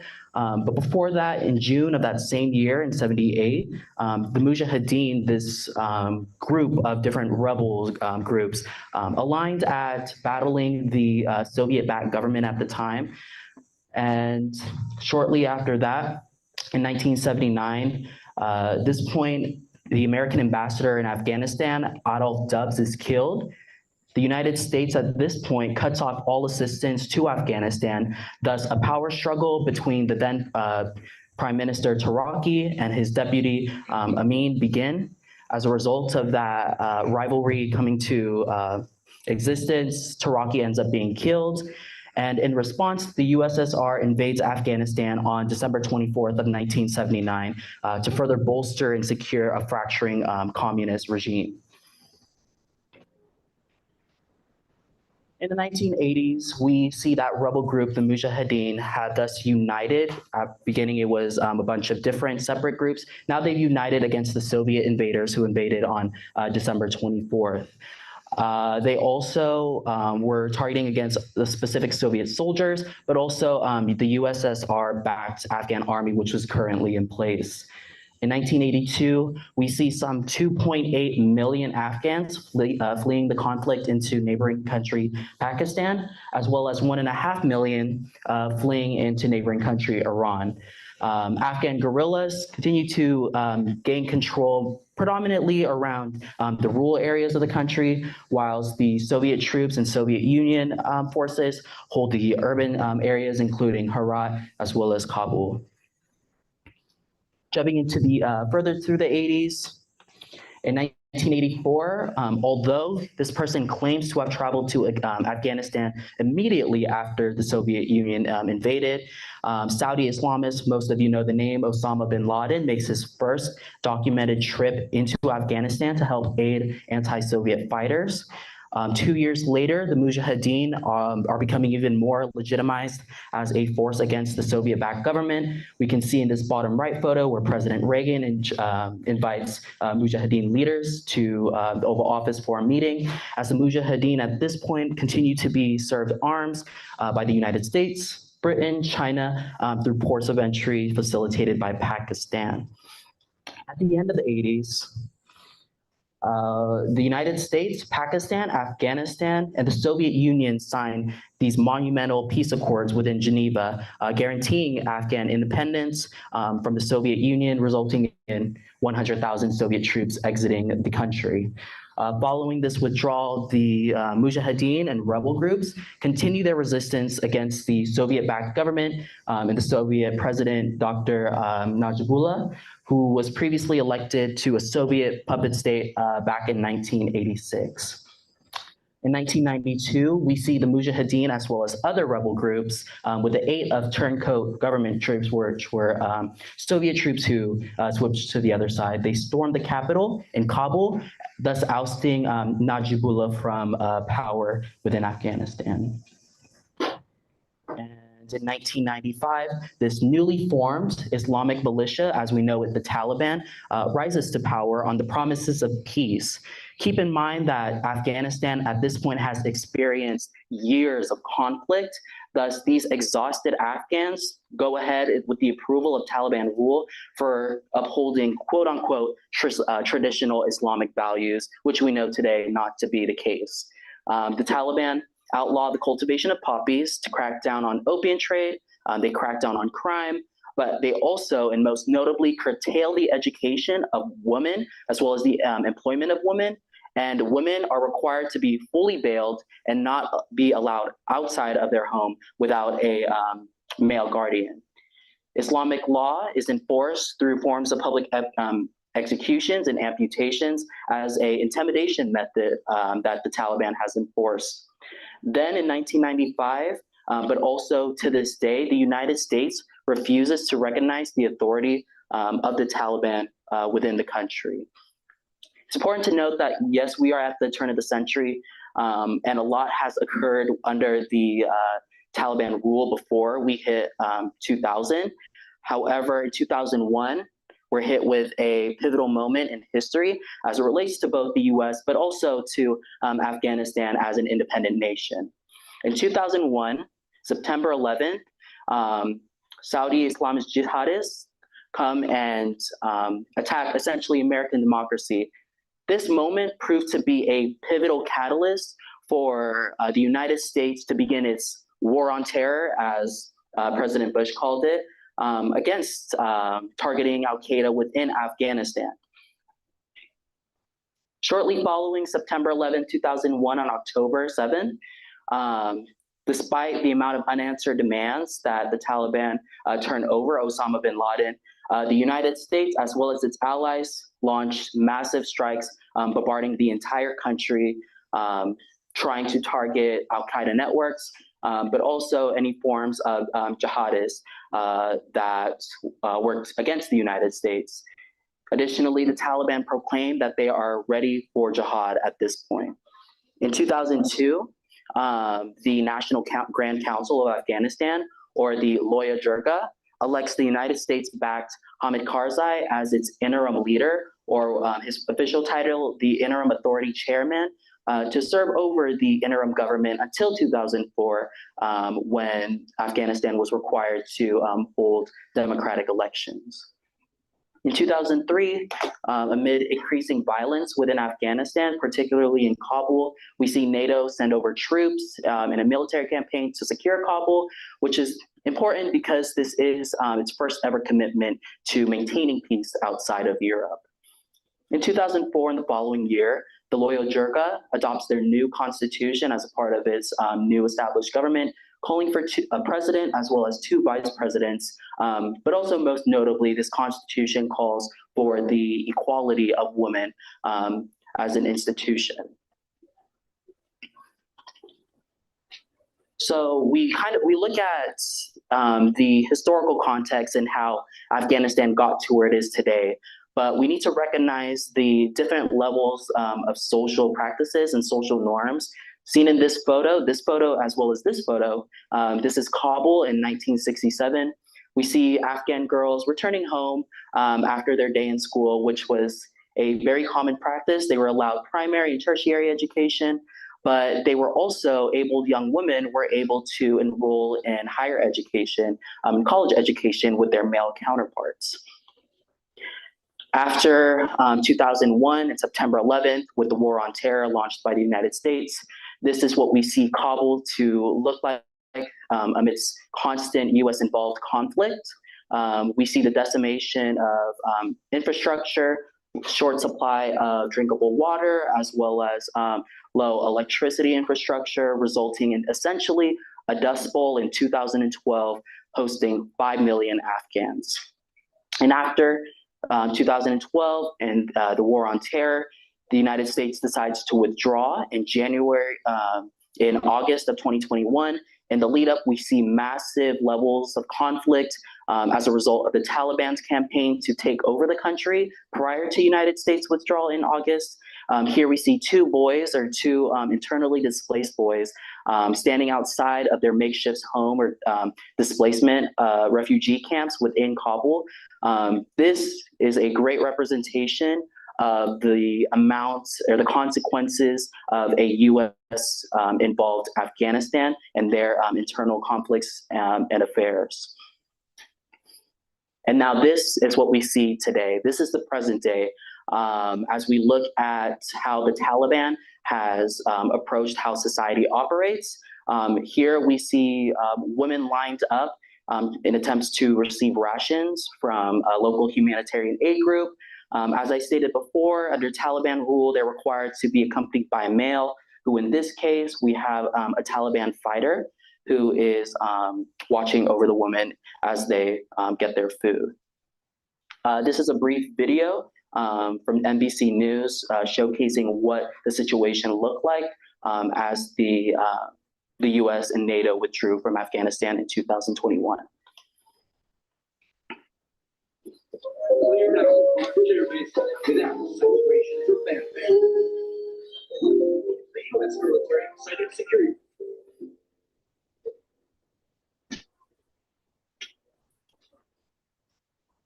Wait.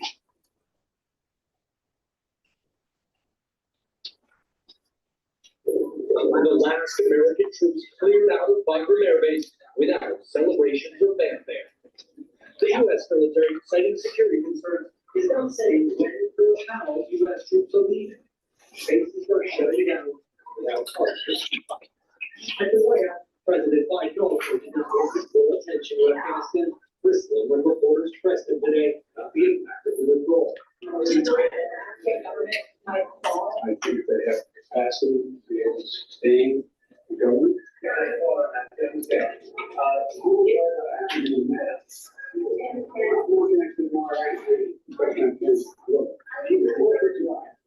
But not talking about it, or stop this. As U.S. troops leave, some Afghan security units are collapsing. The Taliban's propaganda channels in concurrent events show Afghan police and soldiers giving up their bases and their weapons. The Taliban have even been handing out pocket money to pay for their transport home. Humiliation. Most Afghans do not want the Taliban to return. Zaman Ahmadi is studying to be a computer engineer. He taught himself English, listening to Voice of America radio.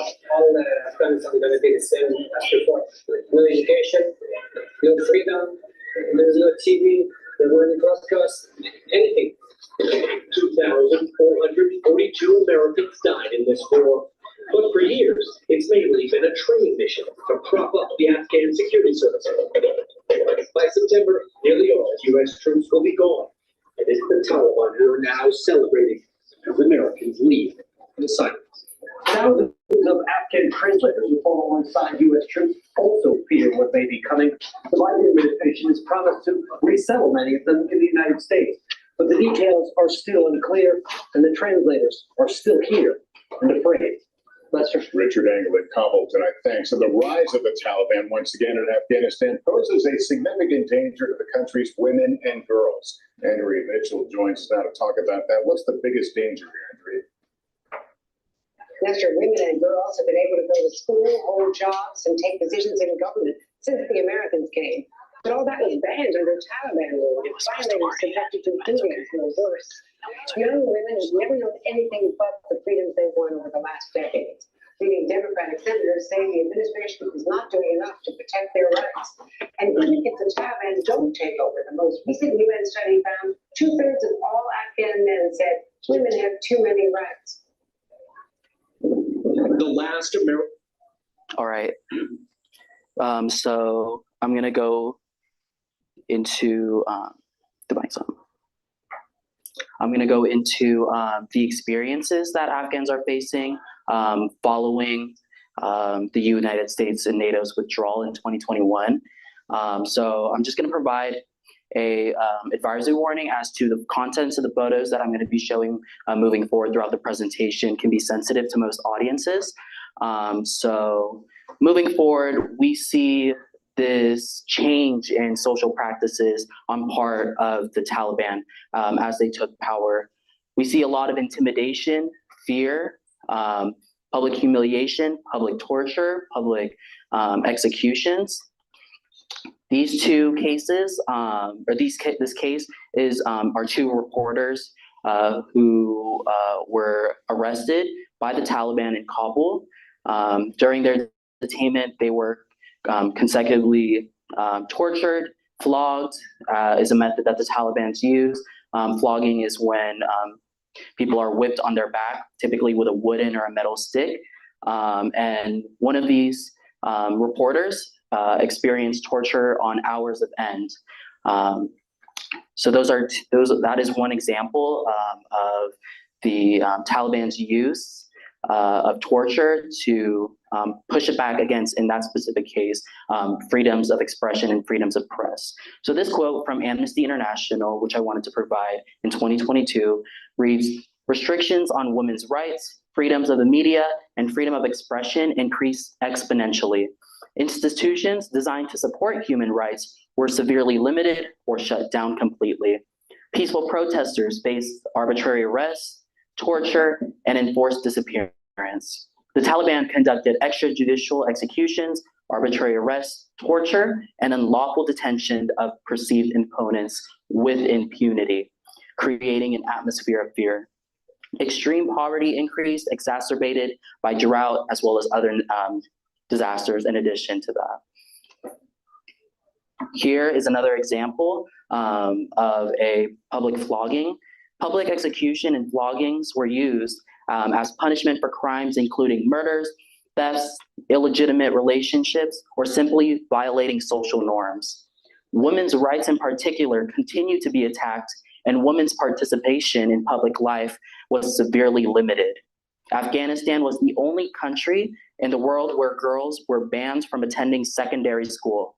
Almost all institutions set up to address gender-based violence under the former government were then shut down by the Taliban.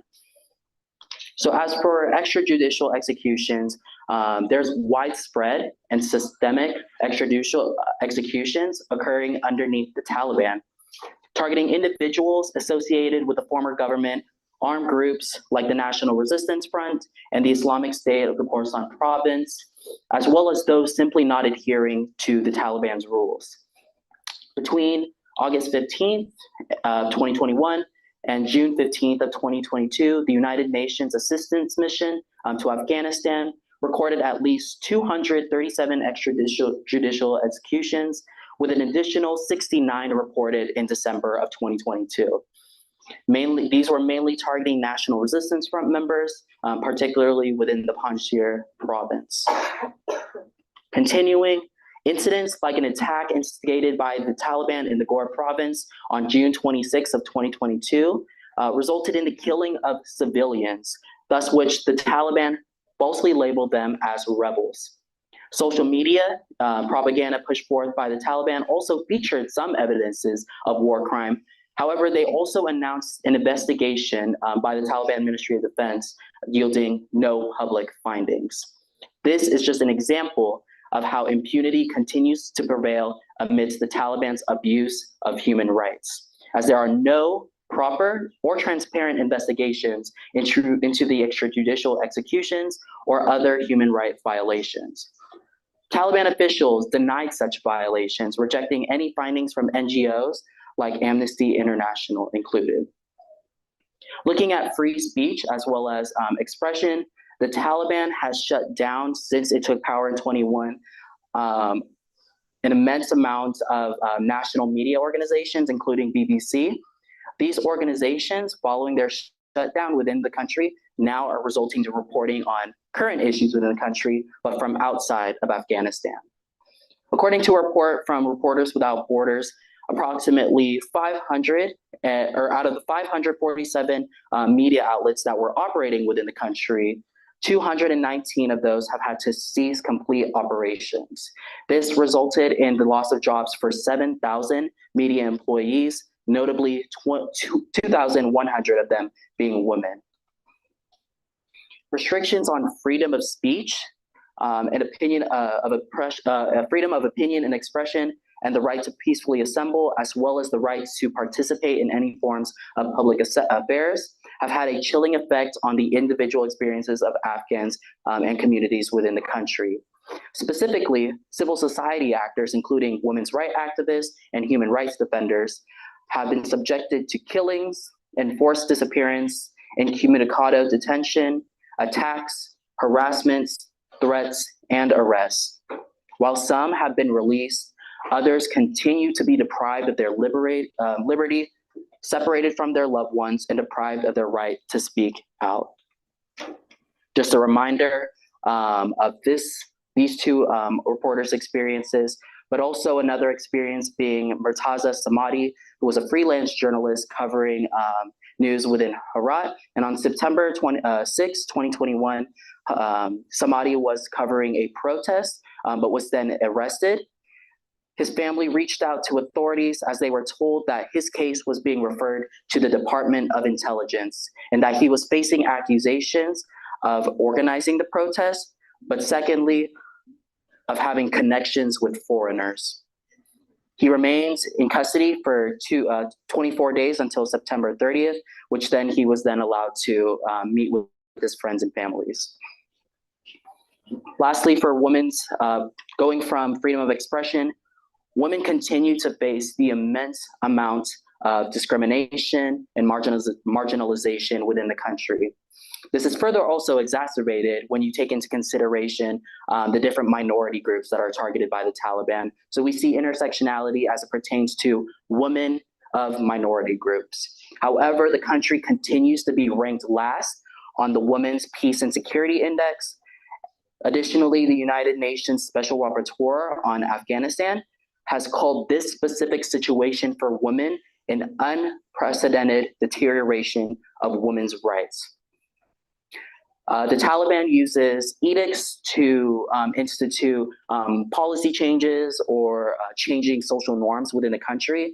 In a specific situation, there were about 60,000 women who were employed roughly by 12,000 salons across the country. And as the result of a specific Taliban edict, all 12,000 of those salons had to close, resulting in all 60,000 of those women being unemployed. Women who protest these violations face terrible consequences, including enforced disappearance, arbitrary detention, and torture. From threats, beatings, and abusive conditions, both during detainment and release, the Taliban continue to commit severe abuses against both women and activists. More recently, they've also begun widespread detaining of women and girls on the accusation that they are wearing, in quote, improper hijab.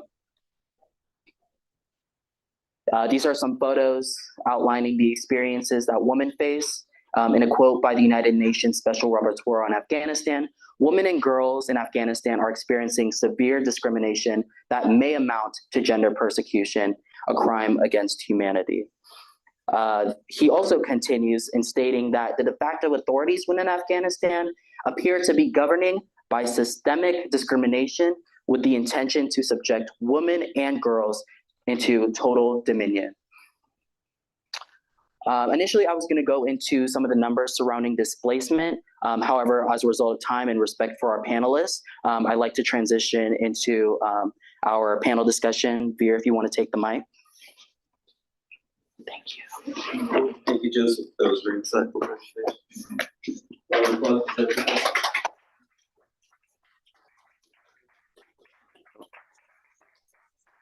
60 seconds.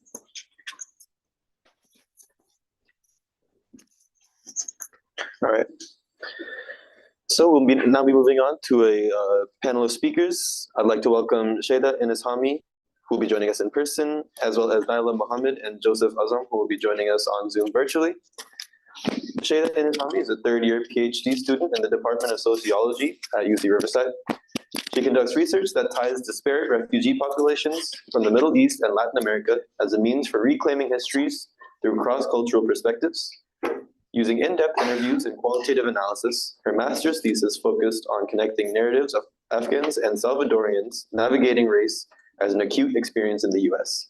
Please join me in welcoming her. Okay, I take this banner on this. No, no, take it over there. We can sit down. Yeah. And then I'll take this seat.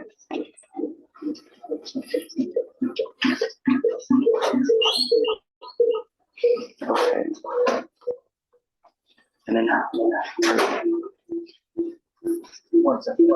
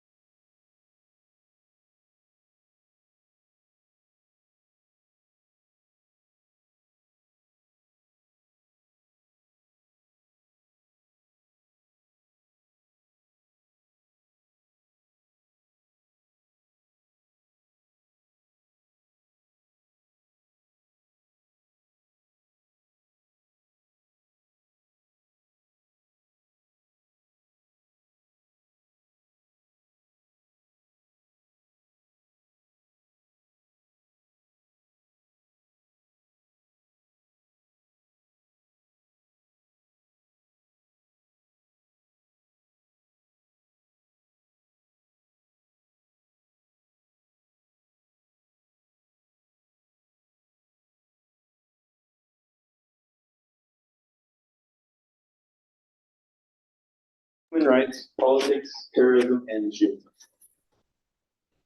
She holds a Master in International Studies and Diplomacy from the University of London School of Oriental and African Studies, and a Bachelor Can you hear me? Can you hear me? in Science and International Relations from the University of Massachusetts, Boston. Please join me in welcoming our Can you hear me? Can you hear me? Can you hear me? Can you hear me? Okay. Okay, great. Yes. Thank you, Thank Veer. you. Thank you so much. Thank you, Joseph, Mr. Azam, for joining us today. We also, you can't see her on the screen right now, but Naila Mohammed, she's joining with her camera off. But we are glad to have both Joseph, Naila, and Shada for their wonderful insight into this important conversation moving forward as it relates to refugees within Afghanistan and outside of Afghanistan. But I want to go ahead and jump into our first question. And I'll open up to the floor if anybody wants to go ahead and tackle it. But how are minority rights being addressed under the Taliban regime? Could you please describe the incidence of human rights abuses against religious or even ethnic minority groups? Anybody want to grab that one first?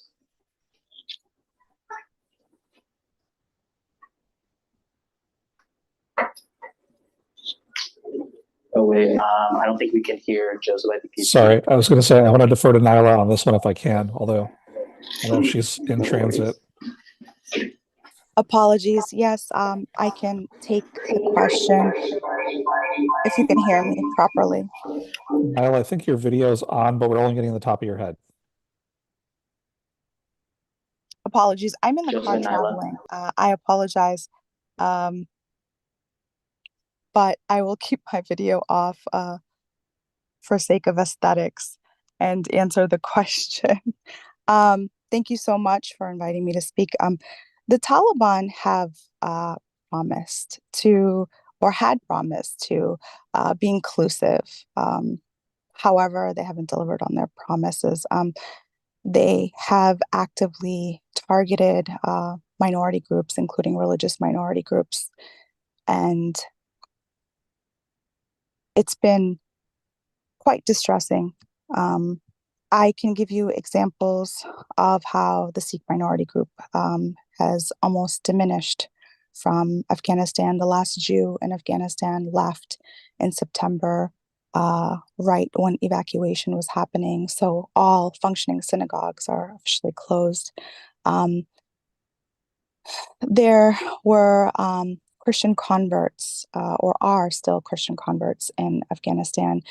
There's about official numbers from church groups say there are about 10 to 12,000 Christians that are scared for their lives. A lot of religious minority groups, or for that matter, anybody who doesn't adhere to the Taliban's interpretation of Islam, is at risk, particularly women, as Joseph mentioned, from minority groups, such as the Hazara Shia groups. So it's quite distressing, and the situation does not seem to be getting any better.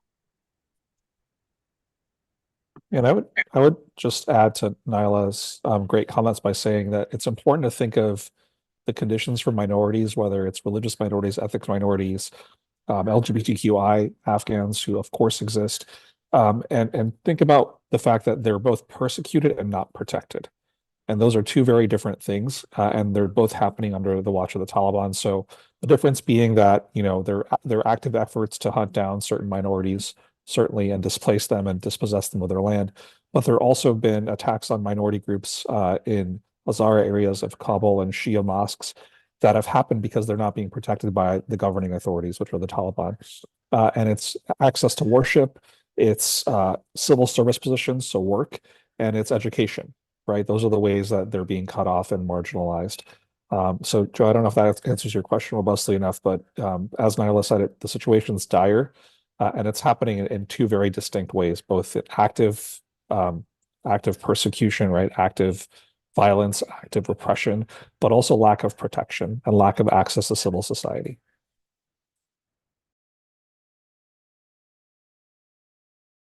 I don't think it is.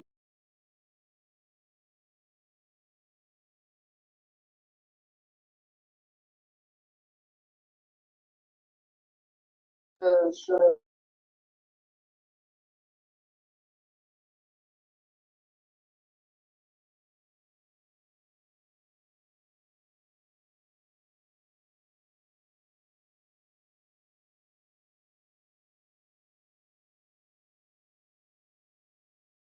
He identified as being Tajik, and he just has a lot of issues with identity himself, just knowing that he wouldn't even identify as being Afghan because of the conflict, and being a minority within Afghanistan itself. So not only do you have people being persecuted for being Afghan, for being specifically women, but you have other minority groups also facing an even like more grave situation within Afghanistan, but also here in the US. It's like a loss of their identity as well.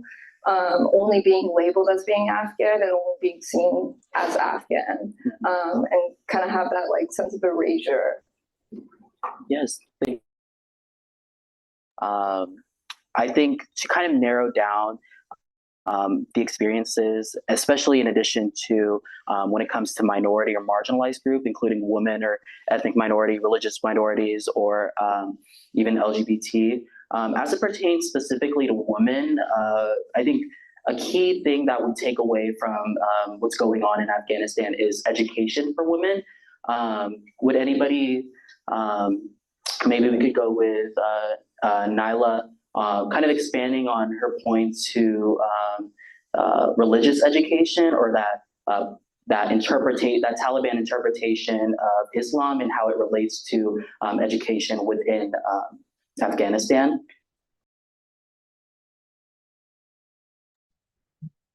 Sorry, Joseph, can you repeat the question one more time? You cut out for me. No worries. Points. I've lost sound.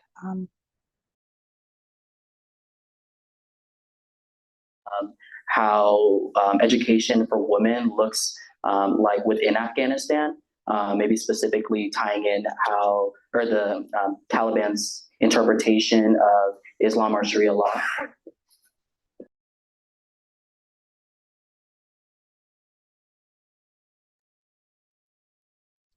I'm so sorry. For some reason, there's an echo, and I did not catch your question fully, Joseph. If you could even text it to me or write it in the chat, I could perhaps answer the question better. Nyla, can you hear me? Yes, I can hear you. So let me see if I can repeat it. I think Joe is asking about whether or not you could comment on the specific interpretation of Islam by the Taliban and how it manifests itself in the issue of education for women and access to education, I think. Okay, so over the years, so I will say this, that the Taliban's narrow interpretation of Islam has affected women in more ways than just education. But if we were specifically to speak about education, I mean, the Taliban have issued a series of Islamic decrees that have severely restricted the rights and freedoms of Afghan women, including education, co-ed education. They'd like segregation, but also girls that are going to secondary school are unable to pursue anything. And it essentially, what it does is, I'll give you an example. Like the Taliban's insistence on women receiving medical care exclusively from female doctors and nurses seems contradictory when they simultaneously deny women the right to education. So it kind of highlights the arbitrary nature of their policies and the lack of coherence in their approach to women's rights and the access to healthcare. It kind of just impacts women in every aspect of their life, whether it's their employment, their freedom of movement, segregating them from the rest of society. Their interpretation, their narrow interpretation of Islam, which is heavily influenced by their own culture and their own vision of Islam is more so cultural than religious. I'd like to emphasize that. And secondly, I'd like to say that it moves beyond just education. And I think Joseph said it the best when we were speaking yesterday. There is quite literally a gender apartheid. If that answers your question. Yeah, that answers it. Thank you so much, Nyla. good opportunity, maybe not just focusing on education, but if Shada or Joseph would like to expand on that gender apartheid. I know Shada. Yeah, I wanted to make another note on something that Nyla said, which I thought was really interesting. I think if we look at how the Taliban weaponizes Islam and kind of like uses it, for example, and how women are being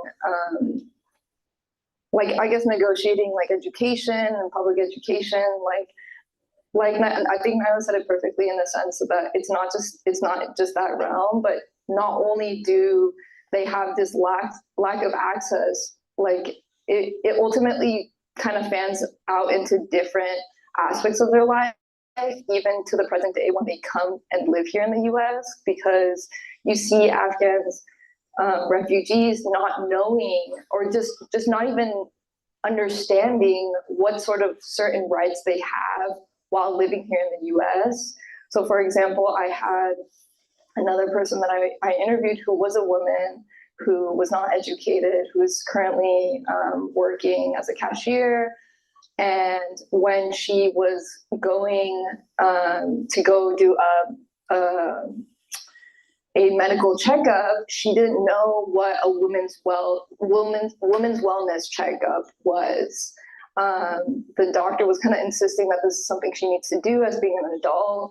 And because she had that lack of education, not knowing, right, like because there was kind of like this imposed idea that like women shouldn't be able to do these things or what have you, that ultimately affects their health as well, right? Specifically with this woman who was telling me like, I don't know what that means, a women's wellness check, like I don't know. And so I had to be the one to tell her, right? And it's just because of my experience with being a woman and going to, you know, the healthcare system here in America.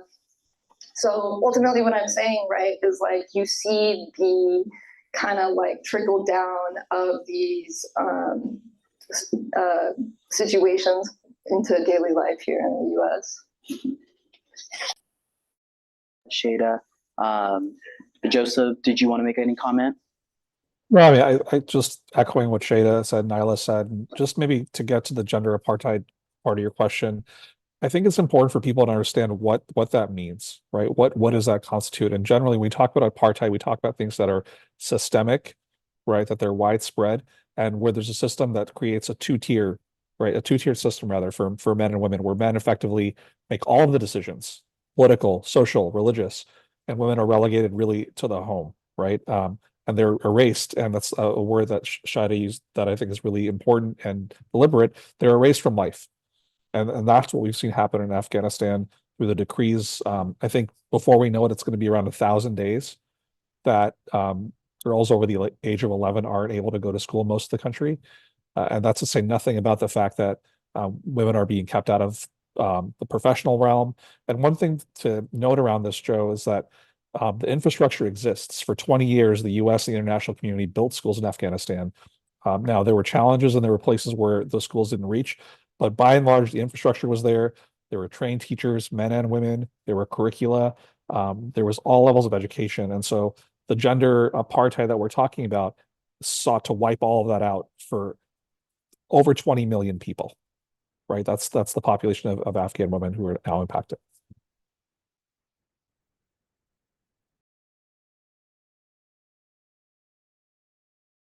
Much for all three of your the insights as it respects to just specifically gender apartheid, but that also calls into question the widespread human rights violations instituted by the Taliban.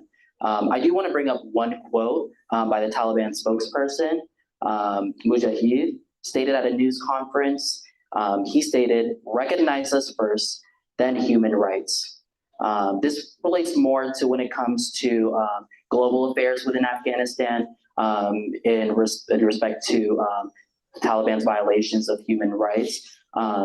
Maybe Joseph or Nyla, if you want to comment on, kind of expand on behind the intention of the Taliban's approach to this statement in balancing human rights, but also international recognition as a country or a government.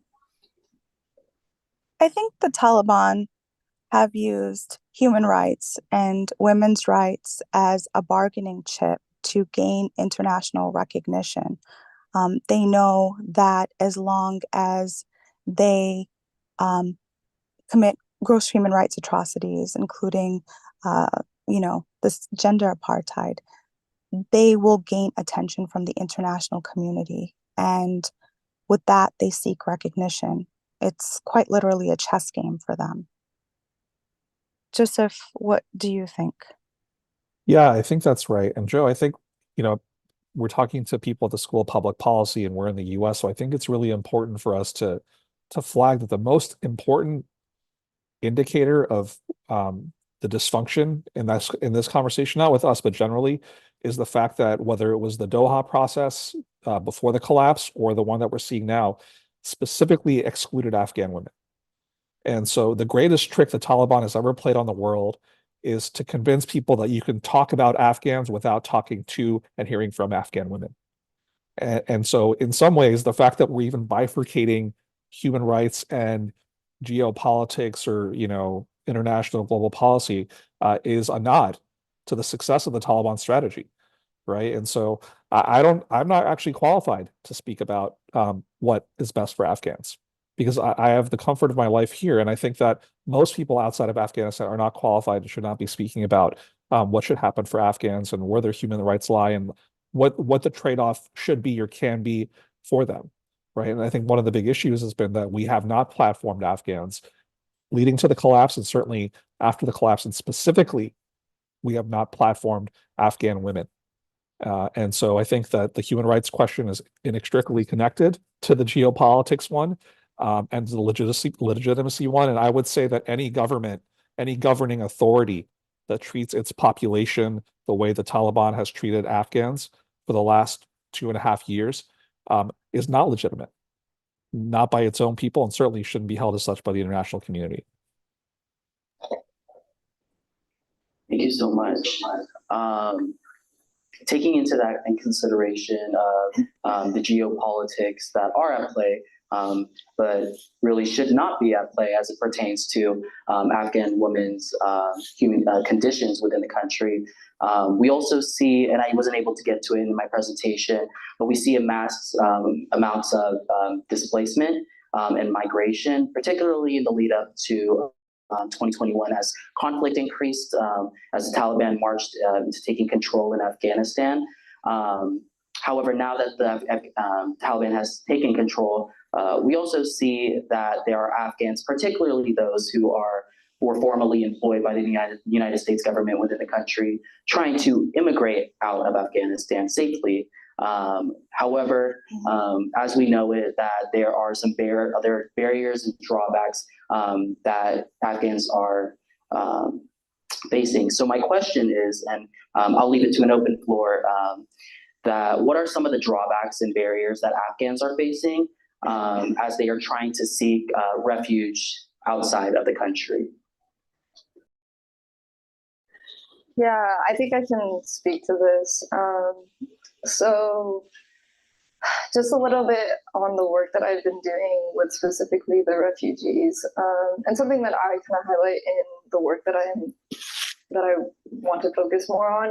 I'm looking specifically more at how refugees kind of navigate race here in the U.S. And a lot of the things that people were telling me specifically was just how the public, people who are not Afghani, how they view them, and kind of how they have to grapple with those different narratives, right? So something that I thought was really interesting and a kind of major finding in my work was, on one hand, you have people who view them very negatively, really strongly. You see them kind of associating them with this really negative depiction of Osama bin Laden and 9/11 and terrorism. Like, I'm just going to read one of the excerpts that one of my, just to kind of give that platform to them. He said, when he was in school, he said, one student, this is like when he was in school, he said, "Hey, you're from Afghanistan, aren't you?" And he said, "Yes." And he was like, "Oh, so you're from the land where Osama bin Laden is from?" And I remember everything just kind of creeped up and my heart dropped. Ever since then, to be honest, I never told people I was from Afghanistan. For the first 5 or 6 years of my life, I couldn't do it. When they said where my family was from, I would just name different countries. I would say Pakistan, I would say India, I would say Mexico, but I could never say I was from Afghanistan. So you have like this really, really strong depiction, right, of people just completely detaching themselves from that narrative because they don't want to be painted in that certain light, right? And then on the other hand, you have people who are being viewed kind of like the savior. It's like a savior complex, right? Like they just feel so bad. Like, I'm so sorry for what's going on, you know, like, I'm so sorry that you have to go through this. I'm so sorry that you were ultimately like subject to that, right? And right, when we hear that, right, when we hear I'm so sorry, right, you say, oh, okay, like maybe this person does care about where I'm coming from, right? So it's kind of like a positive thing, right? We kind of associate when someone says, I'm so sorry for what's going on. But a lot of the responses that people were telling me were that we're tired of hearing, like this patronization, right? They felt like they were like almost like looked down on because of the situations that they had gone through. I'm just going to read one more, just because this one was really, really difficult to hear. This is a woman who she goes by, well, it's her pseudonym, so her name's not actually Liz, but she goes by Liz. And she goes, everyone says to me, oh, how did you manage to do it? How did you live there? It's so hard for you. I'm so sorry for you. It hurts me, you know? She starts to cry and she says, I don't like when people say to me, I'm sorry. I don't like sorry about. I'm proud of myself. I'm proud of my kids. I'm proud of my husband. Without nothing support, we stand on our own feet. And I'm proud of that. With nothing, with no donations, we do it to ourselves. We are proud and I don't want sorry. So you see like these really, really contrasting versions, right? On one hand, you have people who are like so done with the situation that they don't want to even be like associated with Afghanistan. Like, you know, I have, like I mentioned before, the previous student who told me, he's like, I don't even say I'm from Afghanistan, right? And then on the other hand, you have these people who are like, I'm so tired of being associated and being patronized. So yeah, this is kind of like the issue, going back to your question about race, right? To what extent are people like having these one-on-one interactions just by saying like, I'm from Afghanistan, kind of like what trickles down as a result of that. Thank you so much, Shada. I really appreciate that. It's important that we highlight the racialization that Afghan refugees and immigrants are experiencing, in addition to the process of going to another country. Before we hit that racialization after they seek refuge, before that, and Joseph or Nyla, if you'd like to comment, I think it'd be really important if we tie in the current legislation that the U.S. government is looking at as a respect to our Afghan allies, whether that be the Afghan Adjustment Act, or even maybe commenting on that national security supplemental that was passed, if either of those legislations as it relates to migrating immigrants into the U.S.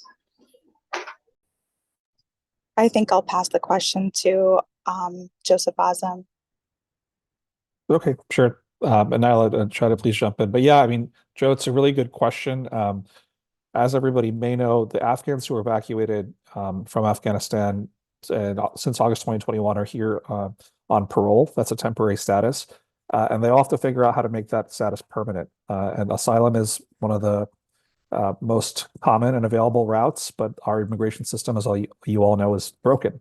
And so the backlog is going to reach 7 figures soon. And so as the U.S. has done after the Vietnam War, as it's done for Cubans and Iraqis, what we've asked for and pushed for as advocates is an Afghan Adjustment Act, which is a piece of legislation that would help those Afghans have a path to permanent status in the U.S. Interestingly, it's bipartisan. It's supported by dozens of Republicans and Democrats in the Senate. That rarely happens these days. But unfortunately, given how DC works and how dysfunctional it is, it still has not been passed. Neither as a standalone or as an add-on to like the defense authorization bills or other bills that have come up that were must pass that we hope to get this attached to.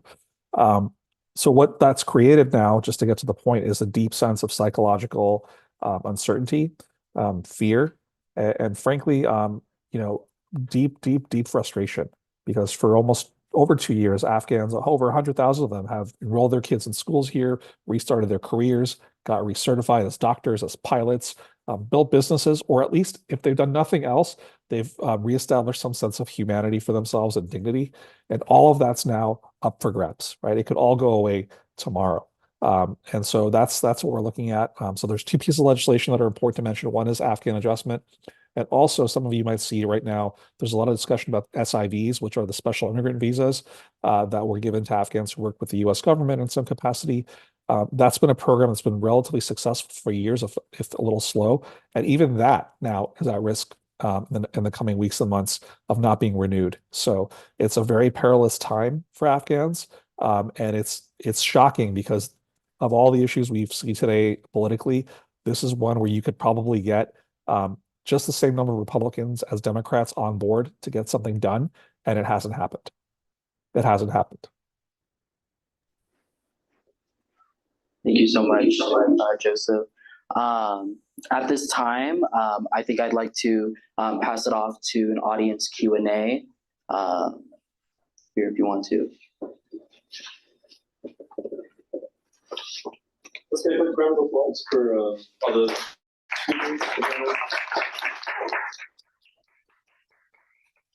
we'll now be moving to an in-person audience or a Q&A. If anyone in the in-person audience would like to ask a question, please come to the middle aisle. And feel free to ask your question to Joseph, any of the panelists. And for anyone in our Zoom webinar audience, feel free to input your questions in the Q&A feature at the bottom of your screen, and we'll pose your question to any of the speakers.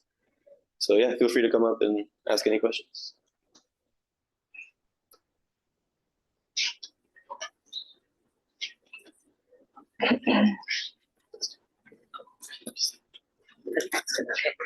Okay, hopefully everybody can hear me. Yes. Okay, so firstly, thank you all. I think this dialogue was extremely important and crucial. I really just wanted to say that I appreciated the conversation about impact of race and identity. I think it can be very challenging to come from another country and try to assimilate and integrate here, especially Afghanistan, where there is such a negative stigma around it as it is. And I think for me personally, like my father is Kuwaiti, and so Middle Eastern, and I grew up with that sense of like, who am I? And I felt like, especially after 9/11, no way was I going to tell somebody like, oh yeah, like I'm not going to speak Arabic with you. I'm not going to, tell you where I'm from, because I didn't want to hear, oh, I'm sorry. Because it was like, what do I have to be sorry for? Why are you sorry? So that really resonated with me, Shada. Thank you. Yeah, thank you for sharing that. Yeah, I know this is a comment, so there's not so much that I can respond to, but I appreciate that. I think that unfortunately, right, like this is a lot of the sentiment that I feel like a lot of the refugees do feel, right, in the sense that they can't control this sense of like outside public, like, it's like everything that's happening, right, abroad, right? I have no control over that, right? So on one hand, it's like they're existing here, right? On one hand, they feel a sense of freedom, a sense of relief, right? Being here, feeling safe for once, but at the same time, it's like they don't know what's going back at home, right? The sense of liminal legality, I thought was really interesting that you were touching upon, Joseph, of like this constant state of deportability, right? Like on one hand, it's like, okay, I'm safe, but on the other hand, I'm not. Like I'm an SIV, so I'm special, but on the other hand, it's like, I could get deported tomorrow, right? Like it's really frustrating, right? So it's like all these different things that they're navigating, right? Their status, this outside public, like they're like essentially like imposing what they are, right? Like they don't even have a sense of their own identity, right? Like feeling like they belong here. for so many different reasons, on top of the situation abroad, right? Like that's already so much anxiety provoking, and it's really frustrating because it's like there's only so much that we can do, right? Like, and that's kind of like the important like piece of like, well, when we're here, right? And that's kind of what I really want to work for, like in the future, is trying to mitigate these immigration policies, right? Is like how, like, I can't control the situation abroad, right? But once they come, like we can at least try and help to the best ability that we can, so that they can feel like they belong, whether it be, you know, in a community or like with their status, right? So thank you for sharing that. Yeah, no, I just had a couple questions. I think I'll just start off with one and maybe hand it off to someone else who might have one. But one of my questions was like, I really liked how you guys proposed or just explained how there were these wide variety of issues, both seen in Afghanistan and in the United States. But something I'm curious about is what we as Americans, or what do we propose to solve? What policy solutions do we have for the United States and for Afghanistan? Niall, I've talked too much, so do you or Shida, do you want to start, or? I'm not sure if we have any policy solutions. I can start, but there are not so many policy solutions besides ensuring that Afghanistan still receives aid and support, and somehow making sure that it doesn't fall in the hands of the Taliban, but still the people are supported, women are supported, minorities are supported. That's essential. Making sure that Afghanistan is still engaged and not forgotten about. Oftentimes, America is unfortunately, fair weather friend when it comes to foreign policy. And when there is not a war taking place, or there is not add value benefit, we don't often engage. So I think for the sake of our democratic values and the values instilled in America for human rights, I think it would be hypocritical if we did not continue to engage in Afghanistan, especially for the sake of the people. Yeah, I agree. And I want to just share an anecdote. Maybe it would be valuable. About a week or 10 days ago, a lot of us who are in this work and in our community were invited to the State Department to take part in this meeting around Afghan women's economic resilience. And it's a very complicated time to go to the State Department for reasons that you could probably all imagine. But we were there, and it was predominantly an Afghan crowd. And one of the most remarkable things that I heard in that discussion was about the role that the American private sector can play in helping. Companies like Microsoft, Coursera, LinkedIn, they're all actually engaged on finding creative ways to ensure that Afghan women and Afghans in general don't fall too far behind, whatever happens in the country, right? In terms of technology, education, access to economic empowerment. And that was really important. And so from a policy perspective, one of the things I could say is like, we should get creative in thinking that we have to work beyond our own government and any given administration to do that.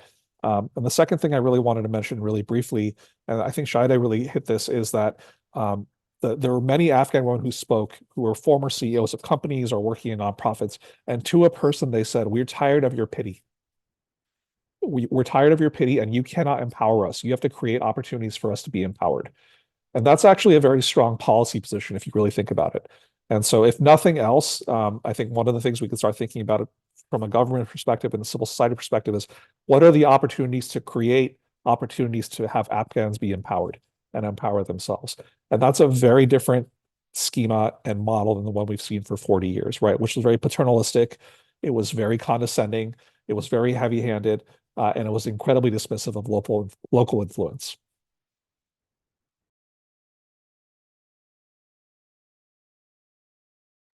Yeah, go ahead. What's this? This is okay. So which one use both? Okay, so I know this war on terror started after 9/11, which is that's a little how much so they can hear you. What's that? Do this? I'm so sorry. Okay, thanks. Is it good now? Okay, so I understand the war on terror started after September 11th attack. The United States under presidency of George W. Bush basically invaded invaded Afghanistan, invaded Iraq, whatever the military they put. And at the same time, within the United States, we passed the Patriot Act. We passed all kinds of, in my opinion, kind of stupid legislation putting surveillance on common people like us, which have been proved just a failure over the past 20 years. And when President Biden reversed the so-called policy in 2021, and we say, hey, we're moving out of Afghanistan, we're pulling troops out of it, and I think, as you mentioned earlier, that by the 21st, we're all the way out, and when we're all the way out, the Taliban went back to control. So how would you think the United States should intervene in a way that's not like the Patriot, not like invading Afghanistan or war in Iraq or anything like that? Without military intervention, how would the United States intervene in a good and effective way to preserve the rights of those women? Because according to Congresswoman Carolyn Maloney in a speech after September 11th, 2001, those women on the street literally have to be ghosted. Literally have to like how many hours a week? We can only see our eyes, which conditions which their rights are just not respected at all. And in my opinion, that's no difference than being a slave. So just in general, I'm curious, how would you think the United States should intervene non-violently without military operations to improve the conditions there? Because in my opinion, I think the United States should be a global police, advocating for global peace, global peace and global state stability that contributes in part of the world. Thank you. Shida, did you want to answer? May I just make one comment? I will say that, the dress code, the burqa, it existed before the Taliban. So I would say the enforcement of a dress code is what is problematic. If women choose to cover in Afghanistan, that should be their choice wholly. If they choose not to cover, that should be their choice wholly. I think we oftentimes take Western interpretations of what we believe women's rights to be, and we force it upon different cultures. So that's one aspect. But secondly, I believe that Joseph had given some really good examples of how creating opportunity is extremely important, and the policy should be now more driven by civil society, trying to create those opportunities for women, minorities, and people in Afghanistan overall. And you're giving examples, Joseph, of Meta, LinkedIn, and there's online educational opportunities. There are lots of different avenues that can be utilized to create those opportunities rather than just strategic military interaction. Yeah, and I would add just really briefly that I want to make sure that I don't give anybody the impression that I believe or that many of us believe that it's adequate. The Afghan women, Afghans in general, should not have to resort to learning in hiding on their phones. That is not normal. That is not okay. But the problem is that's the reality. And so I think something that Nyla is really expert at, and I think she's brilliant at always talking about in these terms, is about harm reduction. How do we focus on harm reduction and giving people a chance to one day be able to govern themselves and determine their own fates? And I think your question is really powerful because and this is not a criticism of you, but it gets to the heart of the American psyche. I was in New York City on 9/11. I was in college. I watched the towers fall. I was in New York City on 9/12, which is when my life changed, really. And so I think for 20 some odd years, it's either been security, saving Afghan women, or extractive industries, like looking at Afghanistan as opportunities. And all three have failed so far. And so I think, to Nyla's point and other things that were said earlier, we have to get creative, and we have to also think about the fact that the US has to own a loss. And that is incredibly hard. And it's a loss that's been shared over 40 years, Republican and Democratic administrations. And that humility that's required to do that, I haven't seen yet, but that's step one, actually. And then figuring out how to reduce the harm. I also just want to say one thing. I think it's interesting also that you bring up the USA Patriot Act also as the sign of surveillance, because it's not just the policy that we implement over there, but it's also here in the US what effect it has on not just Afghans, right, but people who are racialized as being anything that is in that vicinity, right? You also see Sikhs, who are not Muslim, right? But they wear like certain garbs that people associate with being, right? Like with Islam. And so it's just, there's a lot of other kind of like consequences because of the way that the US has kind of like implemented these certain policies that like surveil and attempt to belittle or try and just affect the lives of the people who had to bear the consequences of because of US intervention. And you know, this is, I couldn't give you the answer. I think that Joseph said it really well. Also, if you speak, oh, okay, I didn't know if you were talking, Joseph, but we couldn't hear you. Okay, but yeah, I think he said it really, really well. Like the first step is just like kind of like the acknowledging that like, okay, I put us here in the first place, right? And then trying to figure out like, how is it that we can go from here? Because it's really difficult to kind of go back on everything, like literally decades of war torn, like the situation, not even just with the US, but also Russia, right? Like the invasion of Russia, right? And everything that happened as a result of that, right? 9/11 was also a really impactful thing, but you also see like the Reagan administration demonizing the Middle East, right? Even before 9/11. You also have like the Iranian hostage crisis and kind of like demonizing the Middle East in general, right? So there's just like a lot of different things. In addition, of course, 9/11 was so kind of like determining the way that we it's much more harder than just saying like, okay, what are we gonna do with tomorrow, right? It's very difficult. And also Gaza, like, can we talk about that too, right? Like, how are we gonna, anyways.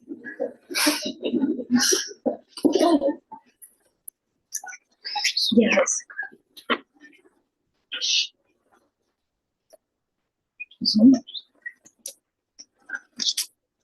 All right. Unfortunately, that's all the time we're going to have for questions today, but let's get another huge round of applause for all of our speakers tonight. I want to thank everyone for that fascinating discussion, and especially our speakers and panelists that joined us today for all of your time and effort that you gave to us today. And thank you as well to our audience for attending the Student Spotlight event hosted by the UCR School of Public Policy. We have one final event this quarter, and that will be a donation drive and assembly line for the homeless on Saturday, March 16th, as part of UCR Highlander Day of Service. You can all sign up to volunteer on our website. You can also learn more about these events hosted by the UCR School of Public Policy by visiting spp.ucr.edu. Additionally, if you're interested in one day becoming a policymaker, then the MPP program may be the beginning of your journey. Go to mpp.ucr.edu for more information, and we'll also have flyers available for you out in the patio. Finally, we encourage you to check out our podcast series, Policy Chats. This public policy student-produced podcast features interviews with experts in the policy world. Learn more by going to sbp.ucr.edu/podcast. We look forward to seeing you there at upcoming UCR School of Public Policy events, and thank you all for coming. We hope you enjoy the rest of your evening. And for anyone who wishes to discuss further, there are still refreshments, there should still be refreshments in the patio area. Feel free to interact, socialize, and yeah, thank you.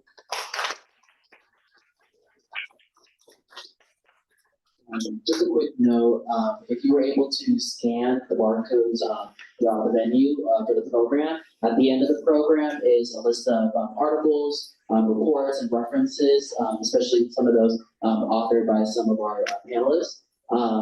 Please feel free to use that as a reference. Thank you again for joining us tonight.